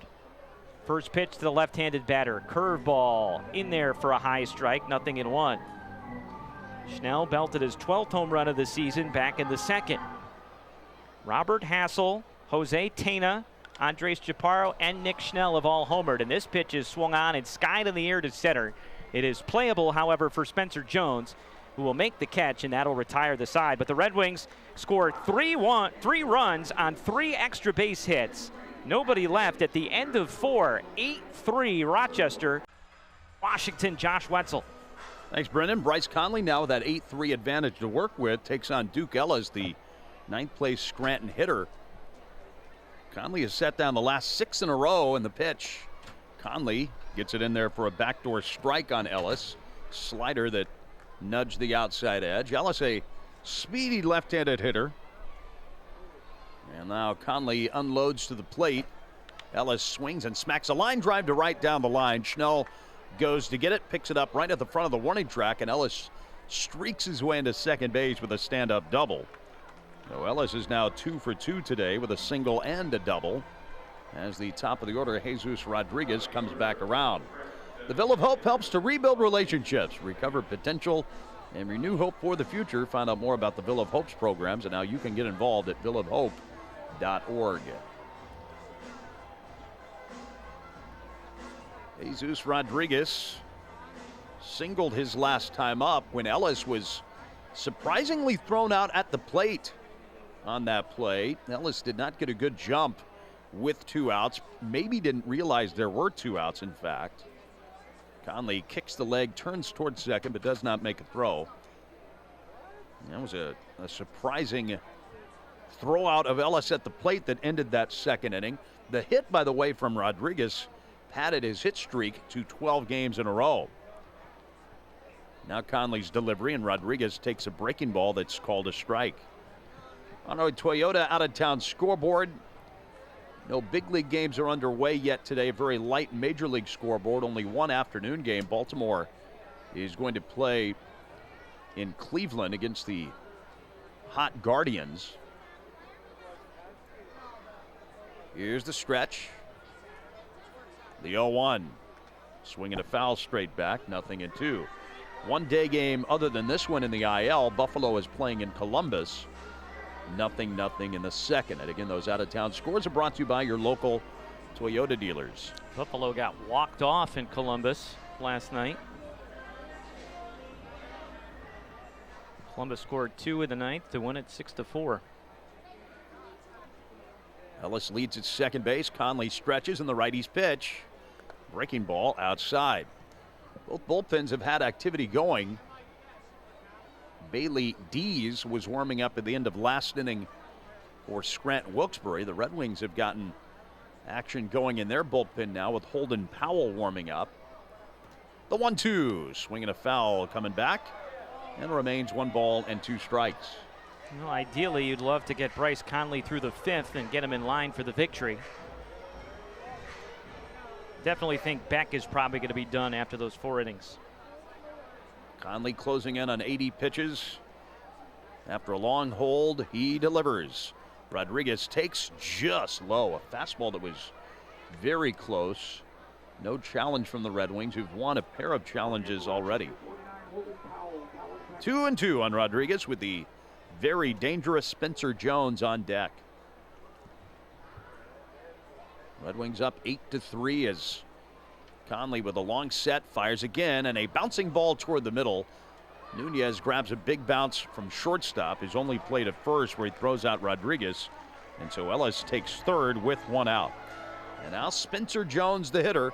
He's already homered twice today, going the other way to left or left center 2 times. His last home run, a towering shot that cleared everything in left. He's hit 12 home runs in his first 19 AAA games, and he now leads all of minor league baseball with 28 home runs this year. Conley stretches. His pitch to Jones this time is swung on and missed. Jones is a huge guy, 6'6", 240. Turned 24 in mid-May. He shortens up his height as he bends over at the waist, and now the pitch, huge swing and a miss. He has that massive uppercut swing. The way he sets up in his stance at the plate, he's wide open, and he bends over extremely at the waist. Looks very uncomfortable, honestly. It's like I call it an old man setup. Yeah, it's like he's leaning over to grab a walker, but then he does straighten up as the pitch is coming home. He swings here, mashes one to center field. Hassel runs back, gets to the fence. You can forget it. It's a 3rd home run for Spencer Jones, and now it's 8-5 Red Wings. In the first 5 innings of the game, Spencer Jones has hit 3 homers, 2 to left and now 1 to center. And that's his 2nd home run today on an 0-2 pitch. Wow. I don't believe he has a 3-homer game in his career. Looking through his bio, I don't see one mentioned. We can't say it for sure, but I mean, he's going to have at least a couple chances probably to hit a 4th home run. There has never been a 4-homer game at Innovative Field. Bryce Conley is going to get the hook now from Matt LeCroy With one out, 2 runs in this inning, the Red Wings will bring in Holden Powell, with the Red Wings now leading at Scranton 8-5. We'll return to downtown Rochester after this on Fox Sports 1280. Both starting pitchers today have surrendered 4 home runs. In the case of the just exited Bryce Conley, 3 of those home runs off the bat of Yankees super prospect Spencer Jones. Wings are leading, though, 8-5 as Holden Powell takes over. Everson Pereira is the batter against the right-handed throwing Powell. And from the stretch, Powell's pitch, Pereira takes way outside, 1-0.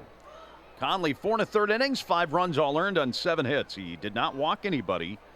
4 strikeouts, and again, 4 home runs, 3 from Jones, 1 from Rojas. And now Powell's 1-0 pitch to Pereira. Outside. To answer your question, Spencer Jones has not had a 3-homer game before today in his career. This is the, let's see, 1, 2, 3, 4th time this season he's hit 2 or more. The 2-0 pitch inside, 3-0. This is the 7th career game of 2 or more homers for Spencer Jones. 1 out in the inning, bases empty, and Powell rifles in the pitch. Ball 4 not close, all the way to the backstop, way outside. And Pereira reaches with now TJ Rumfield heading to the plate. On the history of Innovative Field, there have been now 4 games of 3 homers. Pawtucket's Jonathan Van Every was the first. And now Rafael Chavez, the Wings pitching coach, is going out to the mound to try to get Powell into the strike zone. So Jonathan Van Every with Pawtucket was the first to do it. The first Red Wing to ever hit 3 home runs in a game in this ballpark, Mitch Garver. Yeah, I remember Mitch's game. Gone on to a nice major league career. And the third was Willeen Rosario in 2019, who had a very good season for the Red Wings. And now Spencer Jones has joined that select company. And it brings to mind, as this mound visit takes place, there is a prevailing thought that Innovative Field is a terrific pitcher's park. Certainly that is what hitters and hitting coaches think. In reality, this ballpark has always played pretty neutral, and on a lot of day games, it's a really good place to hit. And there have been times the last couple of years this place has been a great place to hit. Now, after the mound visit, Powell's pitch to Rumfield cuts inside. So 5 in a row have missed the zone from Powell. But when the wind is blowing out, this place can be a very good place to hit. And the wind blows out at Innovative Field a lot of the time. That's where the wind normally goes. Westerly wind. Powell delivers. Ball 6 outside. 2-0 on Rumfield. And we've talked about it before. We've always fun to get into the science a little bit because it's kind of counterintuitive, but the more hot and the more humid it gets, the more the ball travels. It's on the way. Ball 3 outside. Powell cannot find the strike zone now. He has thrown 7 pitches. They've all missed, and the Red Wings not wasting any time in getting Seth Schumann up and warming in the bullpen. Wings are leading 8-5, but right now that seems very precarious. Pereira takes the lead at first, the pitch, and that's in the dirt, bouncing away from Stubbs for ball 4. Back-to-back 4-pitch walks from Powell. Rafael Flores will come up, and Powell has to face him due to the 3-batter minimum, and Schumann just started warming up anyway. Now, Powell with an ERA of just 2.40 in 14 appearances does have 18 walks in 15 innings, so it can be an issue, but haven't seen it to this extent with 8 consecutive pitches out of the zone. Rafael Flores batting. Powell fires, and it's low and outside. 9 straight balls from Powell. It was a big key for him when he was pitching very well for Harrisburg, earning the promotion to the Wings. He was throwing a lot of strikes. He has good stuff. The 1-0 pitch, inside, 2-0. And he's throwing fastballs, he's throwing breaking balls right now. He's trying to find whatever he can to get that pitch into the zone, and right now he just can't find the right release point. 2-0 the count. Powell whips it to the plate and low for a ball. I was just 3-0. going to point out, Josh, that Schumann's a guy who has started all year until just recently, and so I don't know how quickly he can get ready. 2 on, 1 out. Tying run of the plate. The 3-0 pitch taken for a strike. So there's the old Bronx cheer. Even with the kids here.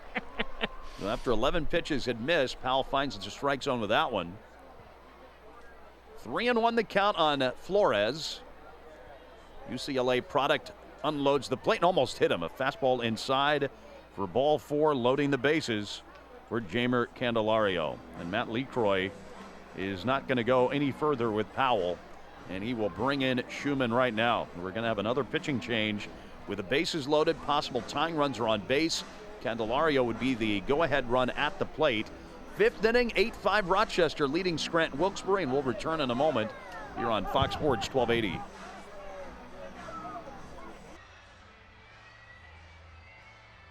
Has them loaded though now with only 1 out in the top of the 5th. And the Red Wings bringing in Seth Schumann, their 3rd different pitcher of the inning. Schumann recently going from the rotation to the bullpen.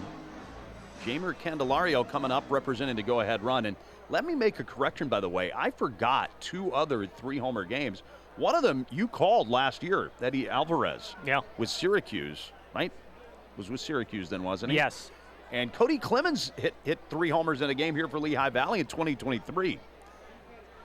Anyway, Schumann, after Powell walked the bases loaded, throws his first pitch. Swung on line towards second, just past the diving Clough and into right.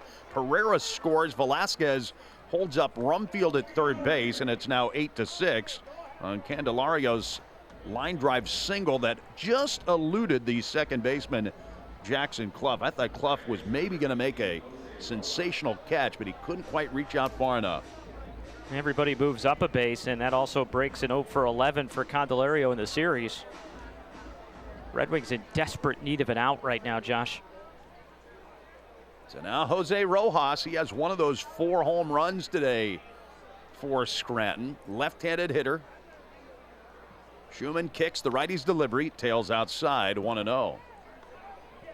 Schumann's first relief appearance for the Wings was very good the other day. He looked awesome. The problem you're worried about is he has been home run prone this year. The 1-0 pitch, breaking ball hammered, foul down the right field line. 1 ball, 1 strike. 15 home runs in 72 innings.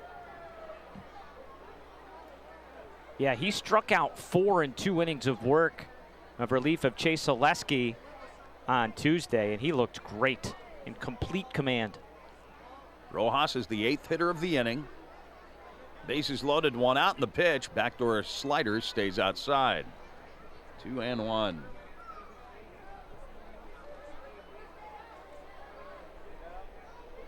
Three runs have scored this inning for Scranton Wilkes-Barre. 2 on the 3rd home run for Spencer Jones, and 1 of the bases loaded hit from Candelario. 2-1 from Schumann. Swing and a miss at a high fastball. 2 balls, 2 strikes. You know, we've had a combined 8 home runs. We're almost to the midway point of this game, and so we are actually slightly ahead of pace on that famous 20-18 game back in 2019, where there were 15 home runs. That's the record for this stadium. The 2-2, very high, and the count has run full, and there's no room for Jose Rojas.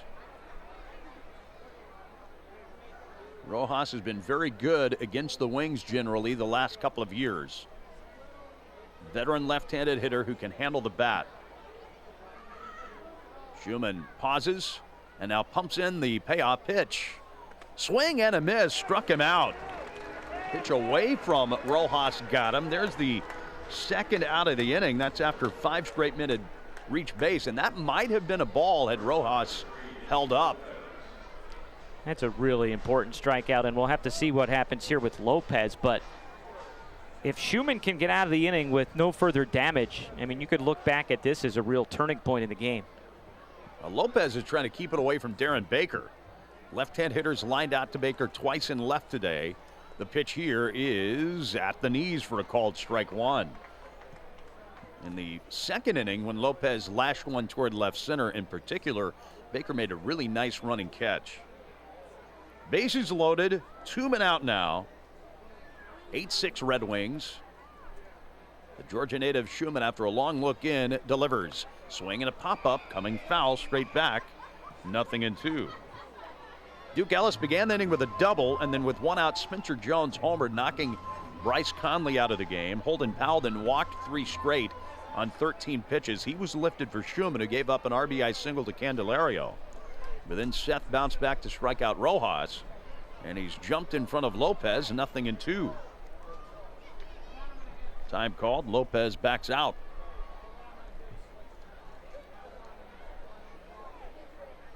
Now the veteran middle infielder climbs back in. Schumann looks over the runners and from the stretch deals. Breaking ball got him swinging. Strike 3. So Schumann does leave them loaded. Scranton has to settle for 3 runs in the 5th. The Wings maintain the lead. It's now 8-6 Rochester, middle of the ball game. Tomorrow night is Cancer Survivors Night at Innovative Field. It's a 6:45 ball game. Rally towels provided by Wilmot Cancer Institute to the first 4,000 fans tomorrow night. Fireworks after the ball game, and the Superstars are here tomorrow night too, presented by CP Ward. Log on to redwingsbaseball.com for tickets. Jackson Clough leads off the bottom of the 5th. Bailey Dees on the mound, and he tosses one in there for a called strike 1 to begin the inning. 8-6 Rochester. Clough has walked once, popped out the other time, and the towering right-hander Dees unloads to the plate. A fastball called a strike. 0-2. Dees is a huge pitcher, 6'8", 245. 18th round selection by the Yankees in 2021 out of Penn State. His first pitch to Clough was a really slow changeup, and then that second pitch was a fastball at 91 miles an hour. Dees from the stretch delivers, yanks the fastball inside. 1-2. Wind still blowing out at a good clip. Both teams have connected for 4 home runs. Dees on in relief of Brendan Beck. Looks home now, fires the pitch. And Clough takes a breaking ball outside. Beck went 4 innings and allowed 8 runs on 8 hits. Walking 4, striking out 2. He has given up, again, 4 home runs. Wings have scored in every single inning. Scranton has scored in 4 of their 5 innings. The 2-2 is on the inside corner, called strike 3. Clough thinking about it, shakes his head, but does not challenge it. That's the first out of the inning. By the way, our check of the upcoming Wing promotions brought to you by Mini Melts. Everyone likes ice cream. Everyone will love Mini Melts. Darren Baker's reached twice today. Baker's up there next. A walk and a single for Darren. He has scored one of the Red Wings' 8 runs. These pitches, Baker takes a called strike 1. It's amazing how many of these summer day games, and it seems like in particular weekday day games, for whatever reason, have ended up like this at Innovative Field. The 0-1 waved and a miss. That's a pretty good changeup. 0-2. It's only the second AAA appearance for Bailey Dees. Most of this year he's been with AA Somerset. Here it comes outside with Somerset, a 4.21 ERA and 17 appearances, 9 of which were starts. Now Dees has pitched out of the bullpen in the one other appearance for Scranton Wilkes-Barre, but he's primarily been a starting pitcher in his Yankees minor league career, at least recently. 1-2 on the way, outside, 2-2. Well, he played his college ball at Penn State. Dees is from North Carolina. Red Wings lead 8-6 in the 5th. And now the 2-2 to Darren Baker. Changeup punched on the ground to the left side. Candelario tried to field it to his left. It squirted in and out of his glove. And Baker, with all that speed, has reached base. It's going to go as a hit for Baker. Candelario was swung over toward shortstop. That was really more in the neighborhood of the shortstop, but the shortstop Lopez, who swung up the middle. Darren Baker now has reached base all 3 at bats. Pair of singles and a walk. Probably a decent chance now. Baker tries to steal second. C.J. Stubbs, the hitter, he's gone 0 for 2 today with a strikeout. Baker's taken a really big lead immediately. He's not running though on the first pitch. And Dees hits the outside corner with a strike. By the way, sad news for Rochester people today. Chuck Mangione passed away today, the legendary jazz musician, 84 years old. Condolences to Chuck Mangione's friends and family. Dees tosses to first. Chuck Mangione, a great jazz musician, product of Franklin High School, and our own Fred Costello, the famous organist here at Innovative Field, played a number of gigs with Chuck Mangione over the years. Throw to first. Baker, an enormous lead, and he just made it back with a headlong dive. Man, that was that's about as big a lead as you're going to see at this level. Matt Tui's now texted me, Hulk Hogan passed away too. Yeah, I know Hulk Hogan passed away, but he's not from Rochester. Chuck Mangione's a Rochester legend. The pitch, ripped that and missed, 0-2. This is a pro wrestling free broadcast. Yeah, why don't you go check on Grant Anderson? Oh, condolences as well to all the Hulk Hogan fans out there. Now, I will say, Josh, Matt Tui must be a big Hulk Hogan fan. Hulk Hogan transcends professional wrestling. Big pop culture icon. Baker does not have as big a lead now. The 0-2 slings outside. 1-2. You mentioned before, Baker third on the all-time Red Wings stolen base list. He has 76 career stolen bases, looking for perhaps lucky number 77. A lot of times the big dudes like Dees are easier to run on. Pitch now to Stubbs, line softly to left center. That will flutter down for a base hit. Baker slams on the brakes at second, and Stubbs joins the hit parade, blooping that one in there, putting Wings runners at first and second with one out. It means everybody except Jackson Clough has a hit now, and Clough did reach base, so everybody's been on base. Out to the mound heads Rafael Flores, the catcher, to consult with Dees before they battle Nasim Nunez. Activity has begun again in Scranton's bullpen. We're in the 5th inning. The Red Wings are leading 8-6 on a very hot summer afternoon after a game last night stretched 12 innings. Ended right around, 10 o'clock or so last night. 4 hours and 1 minute. So it ended at 10:08 to be exact. A lot of fans trying to cluster in under the Innovative Field roof on the first base side of the grandstand. Bunch of camp kids in bright orange and bright yellow and bright blue t-shirts under the roof off to our right. Yeah, heat advisory went into effect at 11 a.m., 7 minutes before first pitch. Current temperature right now at Innovative Field, 90 degrees, feels like 99. Nasim Nunez now will hit after the mound visit. A walk and a double for Nunez. Switch hitter batting left-handed. Dees after the mound at chat with his catcher, fires. His fastball is inside.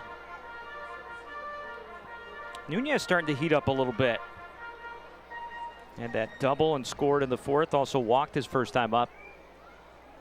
2 hits for Nasim last night. Candelario is in at third base in case Nunez bunts. Throw to first. That was what the mound visit was about. Stubbs was trapped off first. Rumfield runs him towards second and tags him out. They picked off Stubbs at first base. And what do you bet that mound visit was the call for that play? I mean, Stubbs had no idea that Rumfield was going to sneak behind him at first.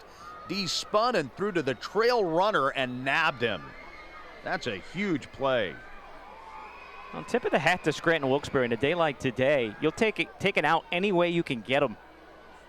So a pickoff, 1-3 at first base for the second out of the inning. Baker remains at second. The pitch to Nunez is belt high for a called strike on a fastball at 91 miles an hour. Poor C.J. Stubbs. Remember he popped up that bunt earlier, finally gets a hit, and then has that happen. The pitch in the dirt, 2 balls and a strike. And is that Andrew Pinckney coaching first base? Yeah, he's got the off day today. And look, Pinckney's a player coaching first. It's really too bad the Red Wings don't have a coach, a legitimate coach coaching first. Off-speed pitch floats over the inside corner, 2 balls and 2 strikes. And I'm not going to blame Andrew Pinckney for that necessarily. I think it's Pinckney at first. Now, most teams in the IL have a full-fledged coach coaching first base. Now the 2-2. Breaking ball slashed towards center. Sinking quickly. Jones slides and he caught it. Jones makes a sliding catch in shallow left center to end the inning. So Jones has homered 3 times. Now he makes a run-saving catch. And oh, by the way, he's going to be batting in the 6th inning as well coming up, going for his 4th home run. Red Wings are leading it, though, 8-6 as this game goes to the 6th inning on Fox Sports 1280.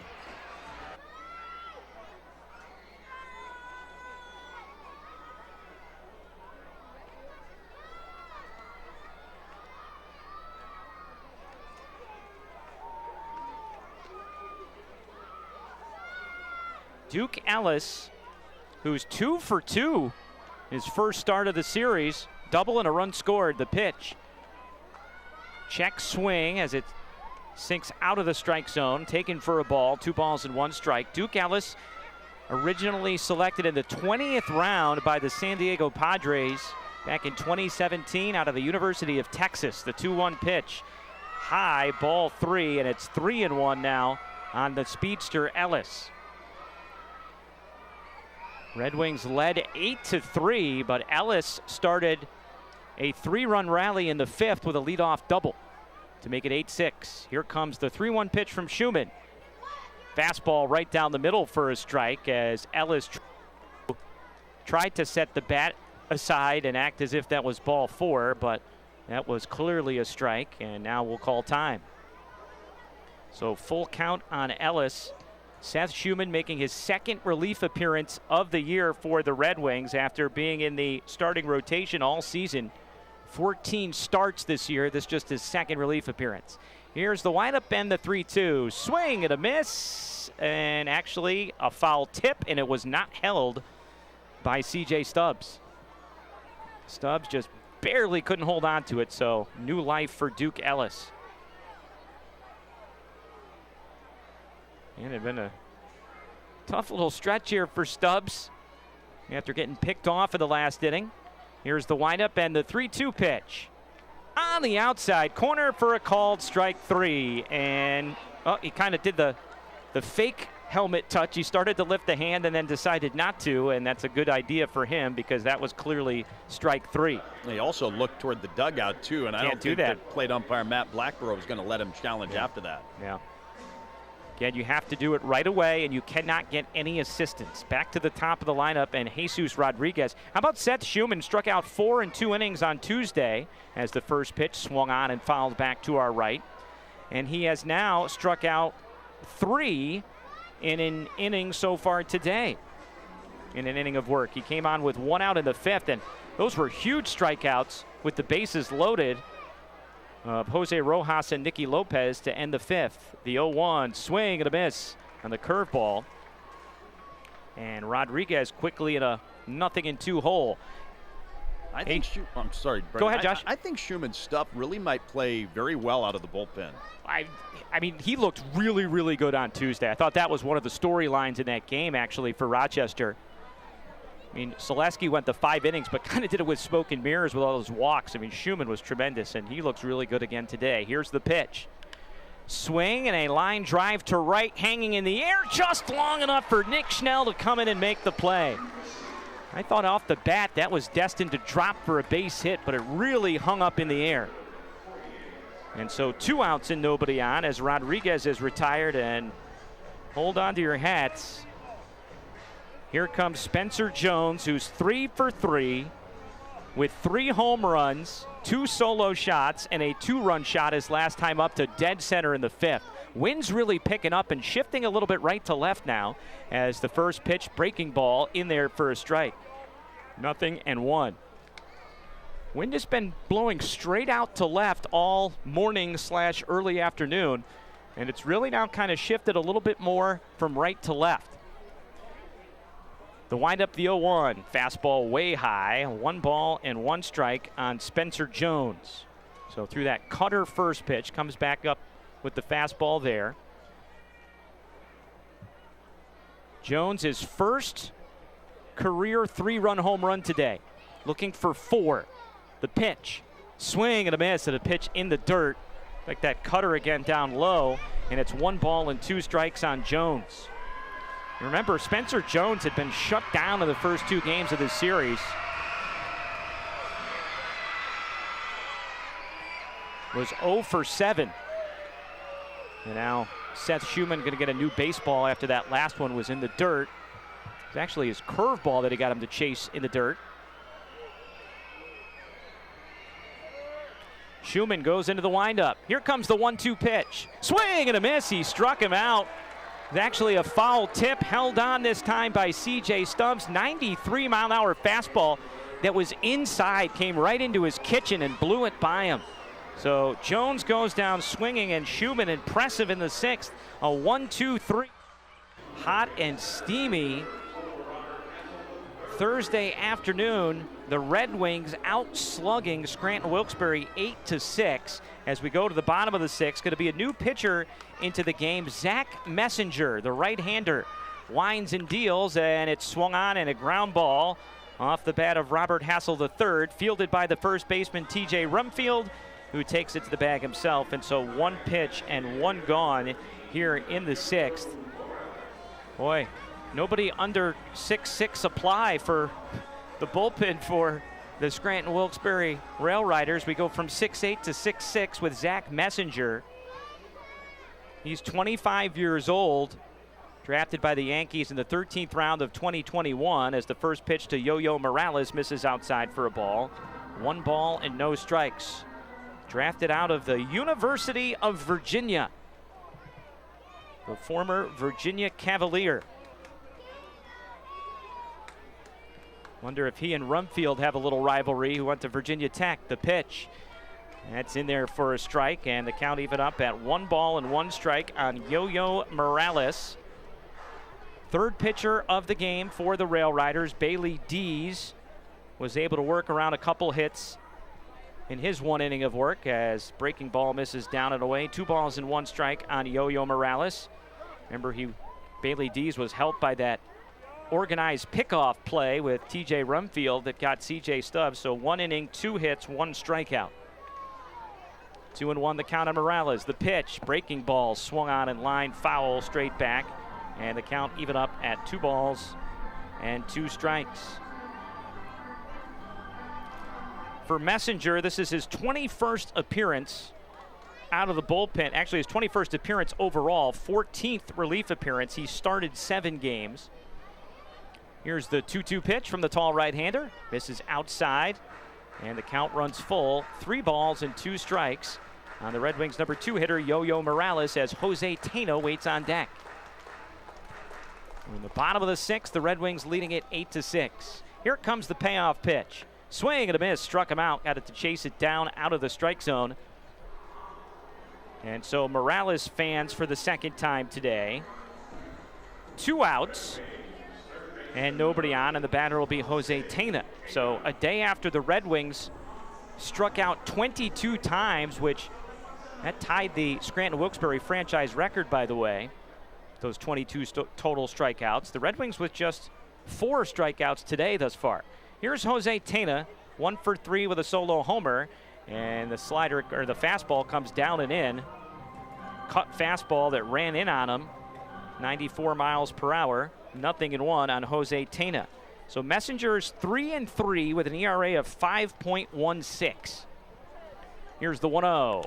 Swing and a fly ball to left, right at Duke Ellis. Drifts back a couple steps, makes the catch, and that'll retire the side. So an easy 1-2-3 inning for Zach Messenger. We've played 6 innings of baseball in downtown Rochester. Still 8-6 Red Wings on Fox Sports 1280. 8-6 Red Wings as we go to the top of the 7th inning here at Innovative Field on this camp day. And youngsters have been treated to a lot of offense today, though things have slowed down a little bit through the middle innings. Red Wings are going to dip into the bullpen again. Fourth pitcher of the game will be Marquise Grissom Jr., making his second appearance of the season. And for Rochester, he'll be making his 24th appearance overall. And he'll go to work against Everson Pereira, the first pitch taken for ball one, 1-0. Heart of the lineup here for Scranton Wilkes-Barre as they trail at 8-6. Everson Pereira, TJ Rumfield, and Rafael Flores. Great job by Seth Schumann, who went an inning and 2/3. No runs, 1 hit, 4 strikeouts. The pitch from Grissom is high, and it's quickly 2-0. Marquise Grissom Jr. pitched on Tuesday night, 1 inning, and did allow a run on a homer. The pitch, swing and a miss on the fastball, 2-1 on Pereira.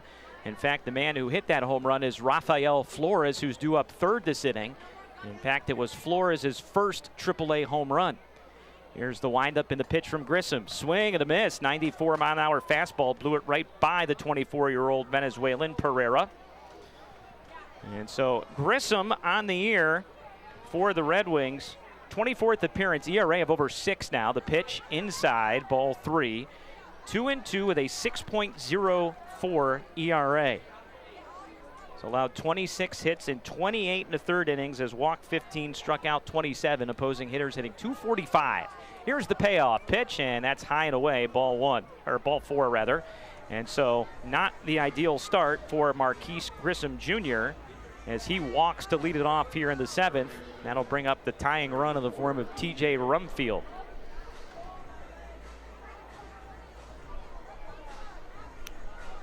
Well, remember Holden Powell came in as the second pitcher and walked 3 straight batters to begin the 5th.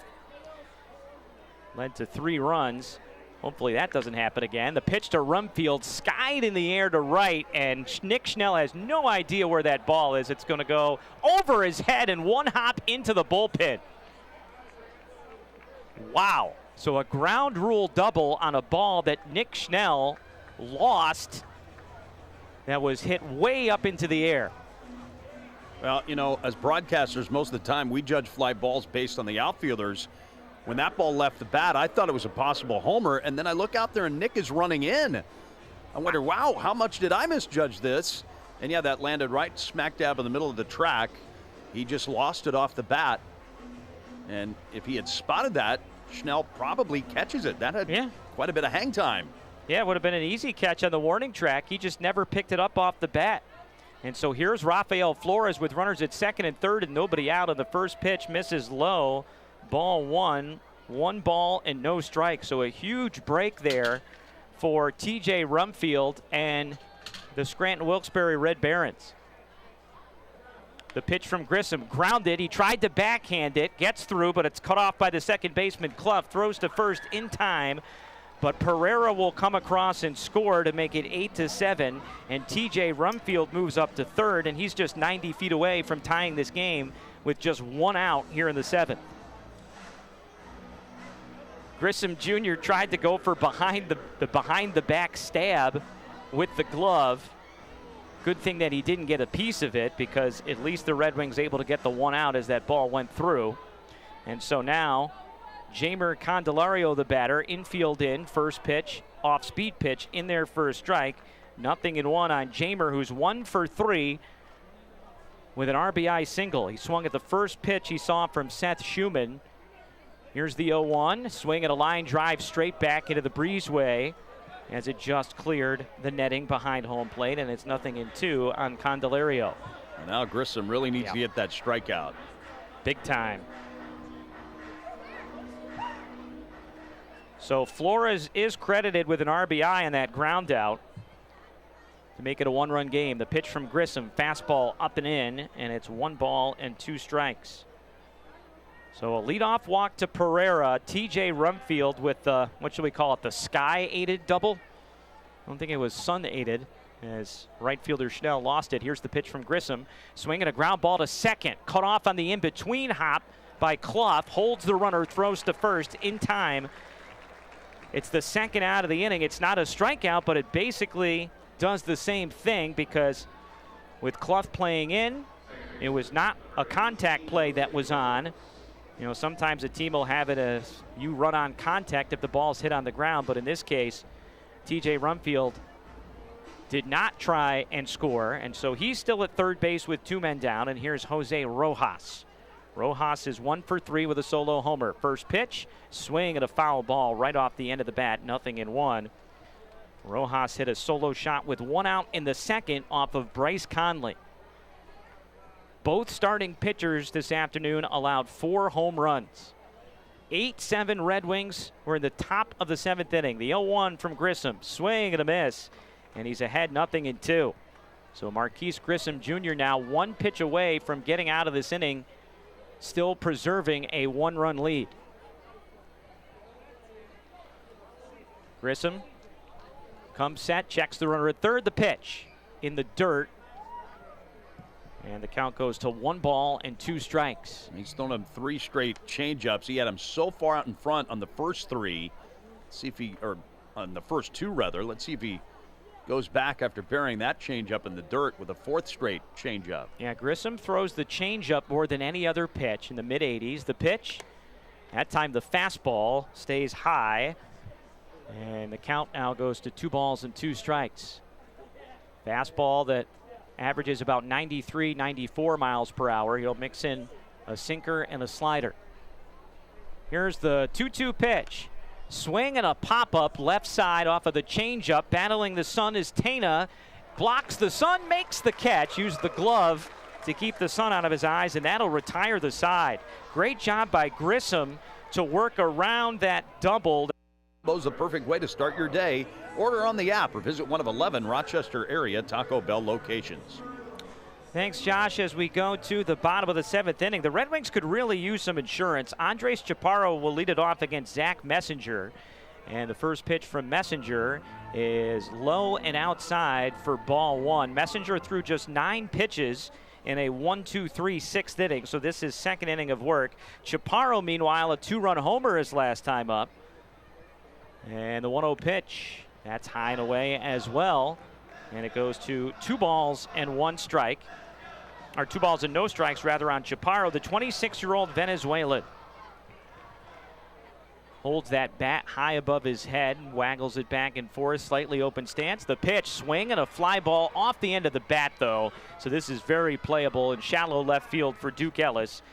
And so Chaparro just missed it. Ellis makes the catch, 1 out, and Nick Schnell will be the batter. Today's attendance, 6,528. Our attendance, 6,528 on this camp day, treated to 8 home runs thus far. Nick Schnell has 1 of them as he steps in, open stance for the lefty. And the first pitch, swing and a line drive to center field. Going back on it is Jones, looking up, and it's out of here. Second home run of the game for Nick Schnell. A line drive shot to center field.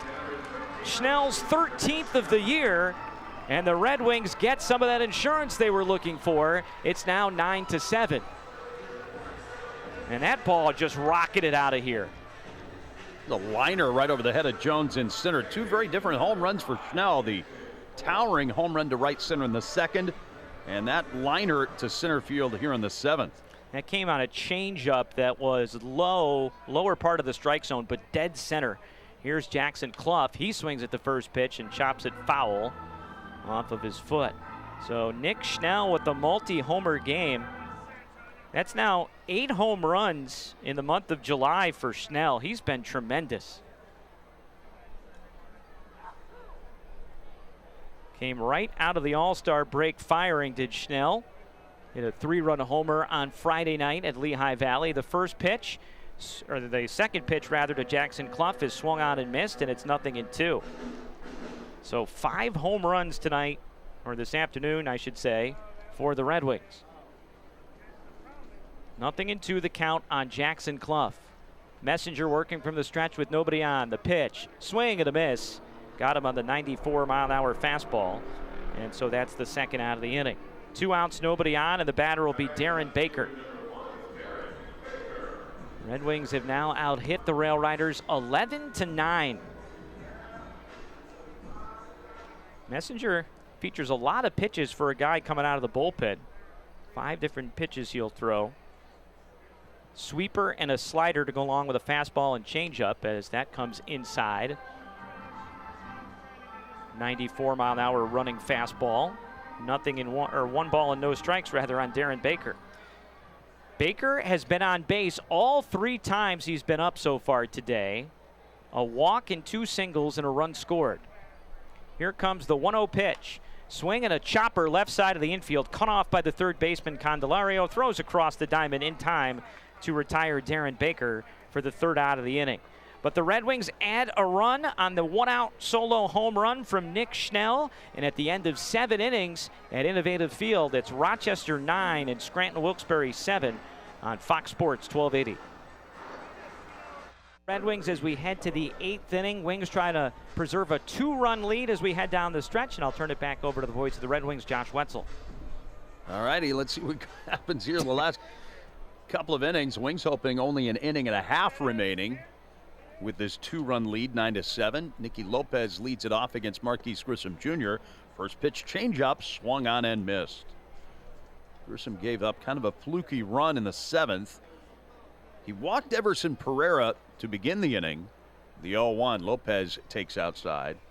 But then Rumfield hit that towering fly ball to right that Nick Schnell lost either in the sun or maybe against the high sky, who knows, but it went over Schnell's head, bounced over the fence for a double.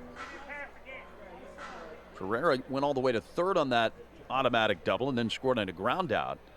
1-1 on the way, swing and a miss at another changeup, 1-2. Grissom bounced back after that, eventually leaving Rumfield at 3rd base, keeping the Wings ahead by a run, and then Schnell got the run back with a home run. Grissom kicks the righty's pitch, lifted foul out of play to the left. We'll do it again. I was telling you earlier this morning about the game last night between the Red Sox and the Phillies, where a ball was lost on a pop-up by JT Realmuto. And that wound up being really consequential. Lopez squibs a foul behind the plate. Because Jesus Luzardo wound up walking the next 2 guys with the bases loaded to force in runs and then gave up a grand slam. He lost a 5-0 lead, went on to lose the game in extra innings. It's on the way, swinging a bounding ball to the second baseman. Easy play for Clough. Flips to first, and Lopez is the 1st out of this 8th inning. 8th inning today brought to you by the Rochester Educational Opportunities Center. Tuition free academic, career, and vocational training. Learn more at reoc.brockport.edu. REOC, life-changing opportunities for more than 55 years. Rob Refsnyder was the batter in that game I was talking about. Just such a fine line, right? You get out of the inning with no runs instead, give up 7. First pitch to Duke Ellis is fouled away to the backstop, 0-1. 9-7 Red Wings. 5 home runs for the Red Wings today. Their most in one game this year. They've all been solo homers, though. Here's the pitch. Fastball in too tight to the left-hand batting Ellis. 1 ball and 1 strike. Challenge from C.J. Stubbs. He thought that pitch was a strike. He was correct. The call is overturned. Rochester has 2 challenges remaining. So instead of 1-1, it's 0-2. Wings have nailed 3 challenges today. Said all the Wings home runs were solos. Chaparro's was a 2-run homer, so 4 of the 5 solo homers. 1-2 pitch. Hit high in the air and foul out of play down the left field line.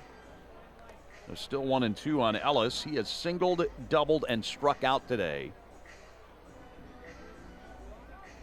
Remember, he did not score from second on that base hit from Rodriguez, ending the 2nd inning, thrown out at the plate. Very surprisingly, play that looms kind of large right now, too, in this game. Grissom pumps it home, and he misses low with a changeup. 2-2. Outfield deep, they're spread far apart, and there's a big gap in right center. Zach Brixey is tuning up in the Wings bullpen. Grissom delivers, and it's lifted to shallow center. Hassel sprints in, lays out, and he couldn't catch it. It's off the heel of his glove, and Ellis holds it first with his 3rd hit of the game, a bloop single that was almost caught by Hassel in center field. It's one of those that's a little misleading off the bat, where Hassel, you take a step back before you really realize it's in front of you, and tried to come in and use that great closing speed, and looked like he had it at first, but then it just popped out of his glove. So now the top of the order, hot-hitting Jesus Rodriguez. And there's that man again on deck, Spencer Jones. The pitch, fastball, clips the outside corner. 1 out, 1 on, 9-7 Red Wings in the 8th. Yeah, that's a huge play there, because now you have the potential of Jones getting up as the tying run or even the go-ahead run. Need a double play ball here is what you need. Grissom's 0-1, grounded toward third. It's a foul ball. And 0-2 now to count to Rodriguez.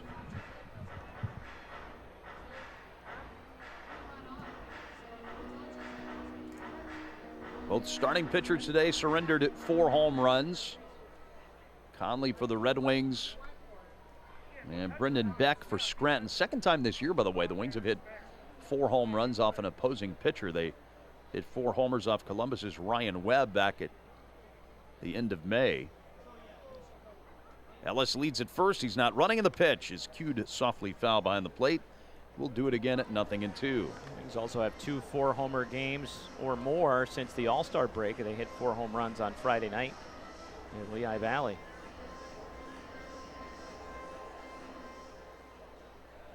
Grissom stares in. Baseball already in his glove. Now he reaches in, grips the baseball, and throws the pitch. Swinging a high pop-up into center. Clough is out with Nunez. Nunez is calling for it. Wing shortstop goes a long way before he eventually caught it, with Hassel scrambling in behind him. Boy, Nunez went a long way to eventually reel that in. Yeah, it would have been a much easier play for Robert Hassel, because when Nunez caught that, I mean, Hassel was only about 6 feet away from him, so obviously could have made the play. A lot more difficulty for the shortstop. Matt Lecroy does not want Marquise Grissom Jr. to face Spencer Jones. He's going to bring in Zach Brixey, who's been very tough on left-handed hitters. So a pitching change made. Tying run coming up. Jones, who's already homered 3 times today.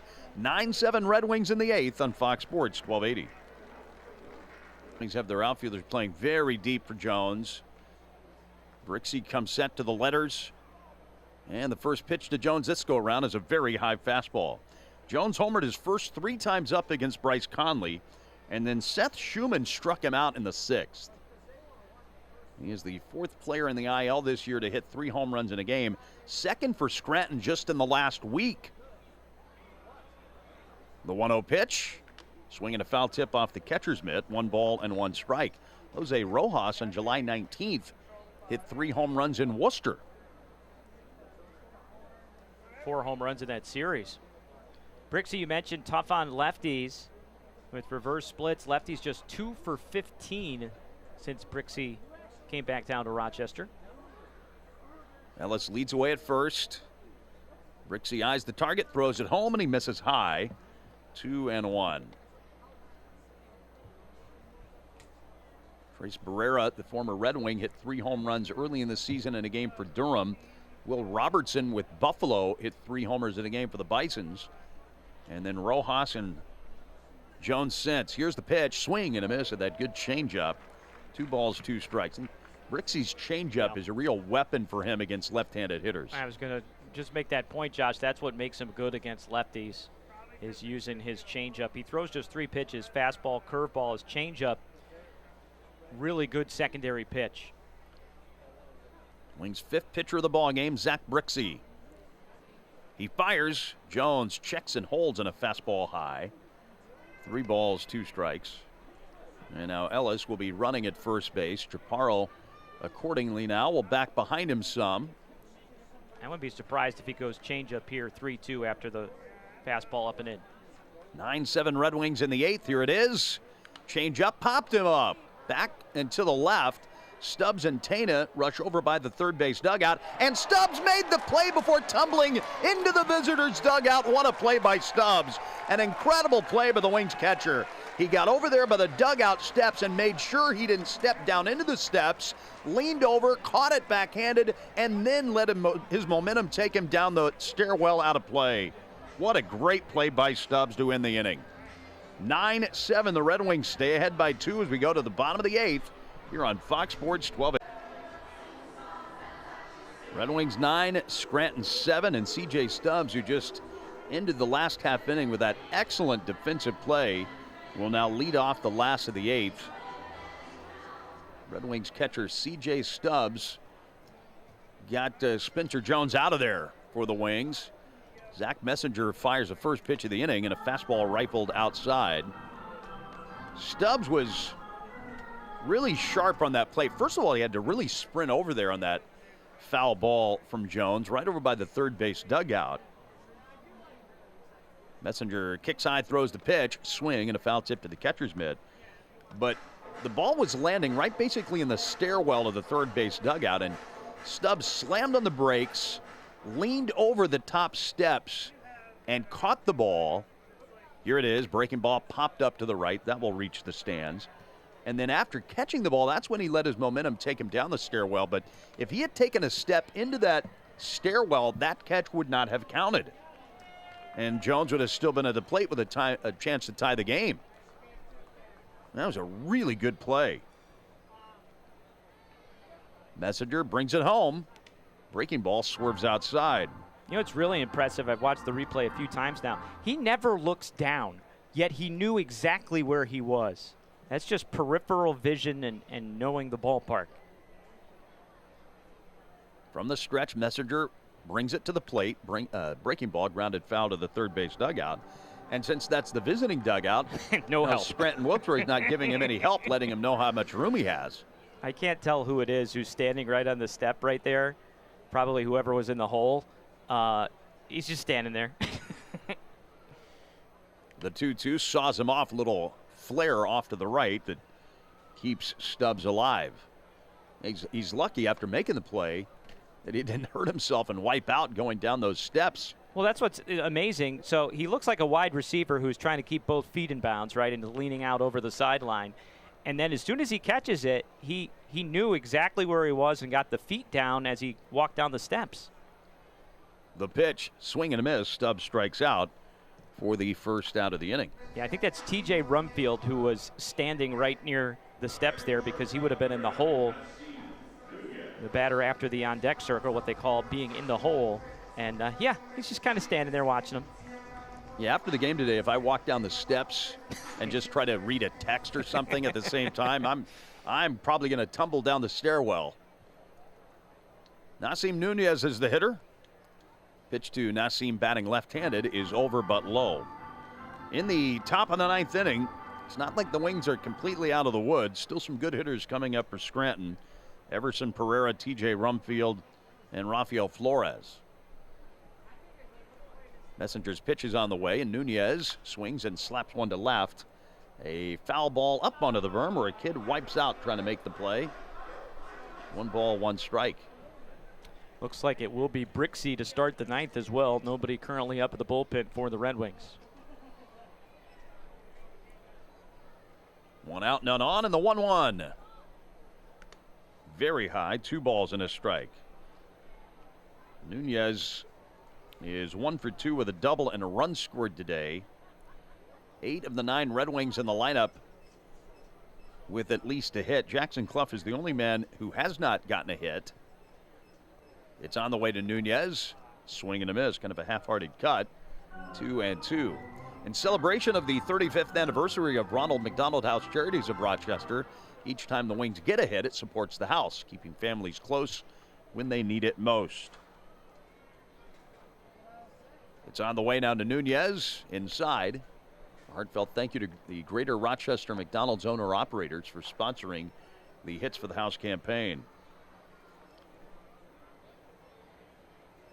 3-2 on Nunez. Messenger fires. Ball 4 outside. Nunez walks for the second time today, and so speed aboard at first with 1 out. Robert Hassel's coming up as the Wings again look to add some cushion to this 2-run lead. 8 of the 9 Wings with at least a hit today. Last night, I believe 12 different Red Wings batted, and 11 of the 12 struck out at least once. As Scranton fanned 22 batters, Robert Hassel was the only guy who did not strike out last night for the Red Wings. Throw to first. Nunez is taken off, but Messenger made a bad throw. It bounces to the side fence, and Nunez keeps on running all the way to third base. So Messenger guessed right, trying to pick off Nunez, who broke early for second, but Messenger made a terrible throw. And so Nunez goes an extra 90 feet all the way to third. Stolen base E1. Be a steal for Nunez, then an error as well on Messenger, enabling Nunez to get to third base. And every time the Wings steal a base this year, it benefits the Arc of Monroe, an inspiring organization supporting people who are living their lives with an unprecedented focus on possibilities. Infield now in from Shelley Duncan's bunch. Runner at third, one out in the pitch. Change up outside. Special thank you to Lawley Insurance for their support of the Arc of Monroe for every Wings stolen base. Nice of Nassim to help you get that drop in there. Thank you, Nassim. Hassel has driven in 3 of the Wings' 9 runs. He started the scoring way back in the first inning, jumping on Brendan Beck's first pitch for an opposite field home run. And then he singled in the Red Wings' 3rd and 4th runs of the game the very next inning. Messenger's 1-0. Changeup way outside again. 2-0. Hassel's hit a leadoff homer in the first inning in back-to-back games. Overall 2 for 4 today. Red Wings 9, Scranton 7.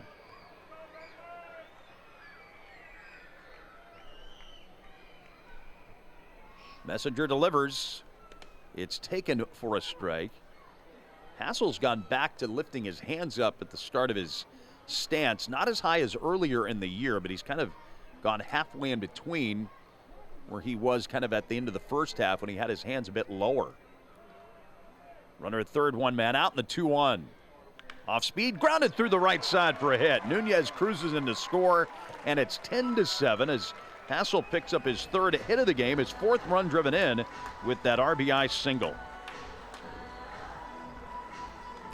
And he continues to be terrific with runners in scoring position.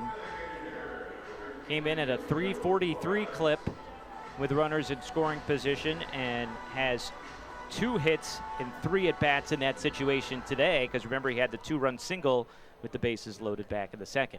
Gerardo Casadiego, the pitching coach for Scranton Wilkes-Barre, is now making a mound visit. 36, Harrison Cohen. Harrison Cohen begins to loosen up behind Messenger in the bullpen. Scranton came into play today with the 5th best overall earned run average in the IL. The best earned run average, though, in the league second half of the season, as they've roared out of the gates with that 18-4 record.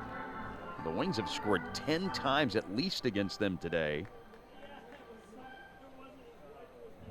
Sunday t-shirt giveaway day here at Innovative Field of the first 1,000 fans, thanks to Big League Chew. Of course, kids can run the bases after the game as well, thanks for Wegmans. That's a 1:05 first pitch on Sunday for the Red Wings and Scranton in the final game this year for the Red Wings and the Yankees Top Farm Club.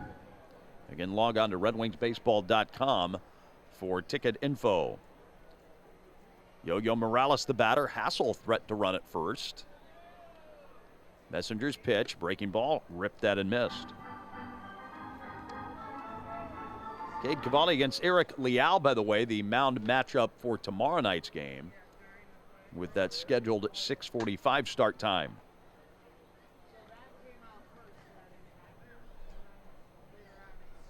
After a long hold, Messenger delivers. Morales takes a curveball low and outside. Only one other day game in the International League today. That is in Columbus. Buffalo has a 2-0 lead on the Clippers in the 5th. Out-of-town scores brought to you by your local Toyota dealers. Throw to first. Hassel dives back in. Adam Macko's pitched 4 strong innings today for the Bisons, allowing only 1 base hit. Hassel tiptoes away from first. Messenger sets to the belt, and the tall right-hander, after a long hold, throws to first again, and Hassel sprawls back safely. Big Leagues, Baltimore leads at Cleveland at 3-1. They're in the 3rd inning right now. All the other Major League games are tonight in a very abbreviated Big League schedule. And now the 1-1. Swing and a miss. Huge cut by Morales. It's 1-2. Ramon Laureano with a 2-run homer in that game. You know, the American League wild card chase is crazy. There's only really 3 teams in the American League that are out of it. Baltimore is one of them. Rumfield holding on Hassel at first. He's not going to go, and a curveball sweeps outside. 2-2. Yeah, the only teams really out of it in the American League are the A's, the White Sox, and the Orioles, the last place teams in each of the three divisions. No one would have guessed the Orioles at the start of the year. No way. Hassel wants to run from first. He gets a huge jump. Swing and a miss, strike three. Low throw to second. Skims through to center. Hassel hops to his feet, sprints to third. He's there easily without a play. It's another stolen base and another Scranton error this inning. This time in the catcher Flores, who really had no chance to throw out Hassel, who got a huge jump. Now, Morales struck out on the pitch, so there are 2 outs this inning. And now Jose Tena, with the Red Wings leading at 10-7, will try to tack on yet another run to the lead. You know, in college basketball, I know you do the UB game. Sometimes we talk about a guy being a stat stuffer. Robert Hassel is kind of a stat stuffer in baseball. We're seeing it again today. Just picked up the stolen base. First pitch to Tena, left-hand batter. Huge swing and a miss. 0-1. Tena's hit everything in the air today. 1 for 4 with a home run. One of 5 Red Wing long balls. Season high in homers today for the Wings. The 0-1, slice to left, curving away from Duke Ellis. He lays out, and he made a great diving catch, robbing Tena of extra bases and an RBI. That was a sensational play by the left fielder Ellis, and the inning is over. Ellis a little maybe shaken up on that catch. The run scores in the inning, 1 hit, 1 walk, 2 errors. Ellis up and kind of dangling his arm at his side as he heads toward the dugout. 10-7 Red Wings, 9th inning coming up on Fox Sports 1280. Well, Everson Pereira will lead off the 9th for Scranton. Red Wings have a 10-7 lead. It would be bigger. Duke Ellis made a really spectacular catch there in that Tena line drive toward the left field corner. Zach Brixey stretches and deals, and it's popped up back behind the plate. Stubbs gives it a courtesy look, but that will land in amongst the fans. Strike 1. Looked like Ellis was kind of favoring his shoulder, his right shoulder, as he came off the field. Hopefully he's all right. He's had a great game. 3 hits, a double, a stolen base, and a spectacular defensive play. Righty versus righty matchup, and the 1-strike pitch. Swing and a jam shot pop-up. Should be caught on the left side of the infield. Tena battling the sun, and it lands, and it's a fair ball. Tena could not see it. That was lined up in the sun, and he was shading his eyes with his glove. The ball landed almost right on the chalk and then went foul, but it was behind the bag, so that's a fair ball. Tena was looking right into the sun, just couldn't see it. So Pereira gets a fluke pop-up hit. Nobody out as TJ Rumfield bats. Rumfield's the guy who got the fluke automatic double, bouncing over the fence and right on a fly ball Schnell couldn't see due to the sun or the cloudless sky. Guess you say one of those days it's a high sky. Brixey started off Rumfield to change up low, 1-0. Brixey's delivery, change up, dribbled out in front of the plate. Stubbs runs out to get it. The catcher bare hands throws the first, and Rumfield is out as Pereira moves up to second base. So 1 away, and now Rafael Flores will hit. Now, the thermometer here at Innovative Field, where you have the clock at the temperature in right center field, or in right field behind the bullpen, the Red Wings bullpen, it usually runs a little on the hot side. And it's a couple times this year now, it's hit triple digits, 102. There's no way it's 102, but it bakes in the sun. It's still impressive to see it out there. So now Rafael Flores, one of the many rail riders with a unique stance at the plate.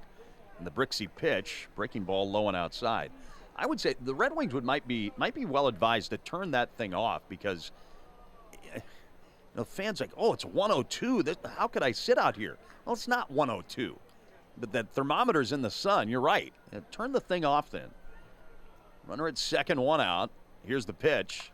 Fouled back. And it's so off the mark on the temperature reading right now. It's 90 right now. 90. It says, come on. Heat index is 102. But yeah, fans are thinking that's the actual temperature. It is not 102. This isn't Tempe, Arizona. 1 ball, 1 strike. Brixey pumps in the pitch. Swing and a miss by Flores. I went to a game at Arlington Stadium in Texas. Saw Nolan Ryan pitch a game one time. And it's 7 o'clock first pitch. They always had nothing but night games, right? I mean, yeah, but it was 1:03 at 7 o'clock at night. 7 o'clock, and could you imagine having a day game? Oh, they didn't play any day games. Yeah, that's what I'm saying. If you actually tried to have a day game, people would probably literally die of heat exhaustion or heat stroke. Of course, it gets up about 75 in Rochester. People start freaking out. Brixey comes set, throws the pitch. Swinging a ripped line drive to center. Hassel retreating, gets to the fence, and he makes the catch right in front of the wall. Back to second, heads Pereira. That ball was absolutely demolished by Rafael Flores, but on a lower line, and Hassel had that sized up all the way, catching that only a step away from the fence. 107 off the bat. A good play from Hassel, who's had, as you talked about, stat stuffer sort of game, a well-rounded game today for Robert Hassel. That's a reason, though, why the Wings are playing those outfielders really deep today. Jeimer Candelario, last chance now for Scranton, the former national switch hitter batting left-handed. Guy who is still getting paid a lot of money right now by the Cincinnati Reds. Brixey's first pitch to him. Weak swing and a miss at a good curveball, 0-1. Brixey is in line to get a save. It would just be the 12th save for the Red Wings this year, which is last place in the International League. Chance for the Wings to get to within 2 games of 500 in the second half. The 0-1, change up, swing and a miss. And Brixey's a right-handed pitcher, but he has the absolute right weapons to deal with lefties with that riding fastball, good changeup, and a really good curveball too. Now he tries to wrap up the game in style. The 0-2 coming home to Candelario. Swinging a ground ball, base hit through the middle. So that will score Pereira, and it's a 10-8 game. Candelario gets his second RBI single of the game, and now Jose Rojas comes up representing the tying run. I was going to bring up before Candelario hit that single that as a switch hitter, do you think about, batting from the right side against a pitcher like Brixey, a right-hander? Well, I guess the answer is no, because he just singled. Now Jose Rojas, a left-hand hitter. They will not hold on Candelario at first. First pitch curveball slants over the outside corner, perfectly placed. You will see that once in a while, though, where a switch hitter will stay right on right or left on left if the opposing pitcher has a really good changeup and reverse splits. 1 strike pitch. Very high, hard fastball from Brixey that time at just under 96 miles an hour. Brixey trying for the 4-out save. Just gave up a run that resulted from Pereira reaching to begin the inning on the Sunsplash pop-up that fell in front of Jose Tena. The delivery. Change up, sprayed down the left field line. Slicing foul and landing on the berm where a kid tried to make the catch but didn't, and fortunately did not hit him right in the face. Or did it? I think it knocked his hat off. And like you said, now what's nice is one of the other kids who came up with the ball gave it back to the kid who lost his hat. I think he earned that foul ball. Good gesture there. 1 ball, 2 strikes. Again, the Wings are 1 strike away from the victory. Candelario, a big lead at first. Brixey looks over the shoulder at him, throws the pitch home. Breaking ball bounced foul behind the plate, and it remains 1-2. In the process, trying to see if we can sneak this one under the 3-hour mark. We're at 2:59 right now. Rojas homered in the second. He has not gotten a hit since. Another 1-2 from Zach Brixey. Swing and a fly ball, shallow left center. Baker coming on from left field, gets there to make the catch. And that is the ball game. The Red Wings win a slugfest 10-8 in a game that featured 9 home runs, 5 from the Wings, 4 from Scranton.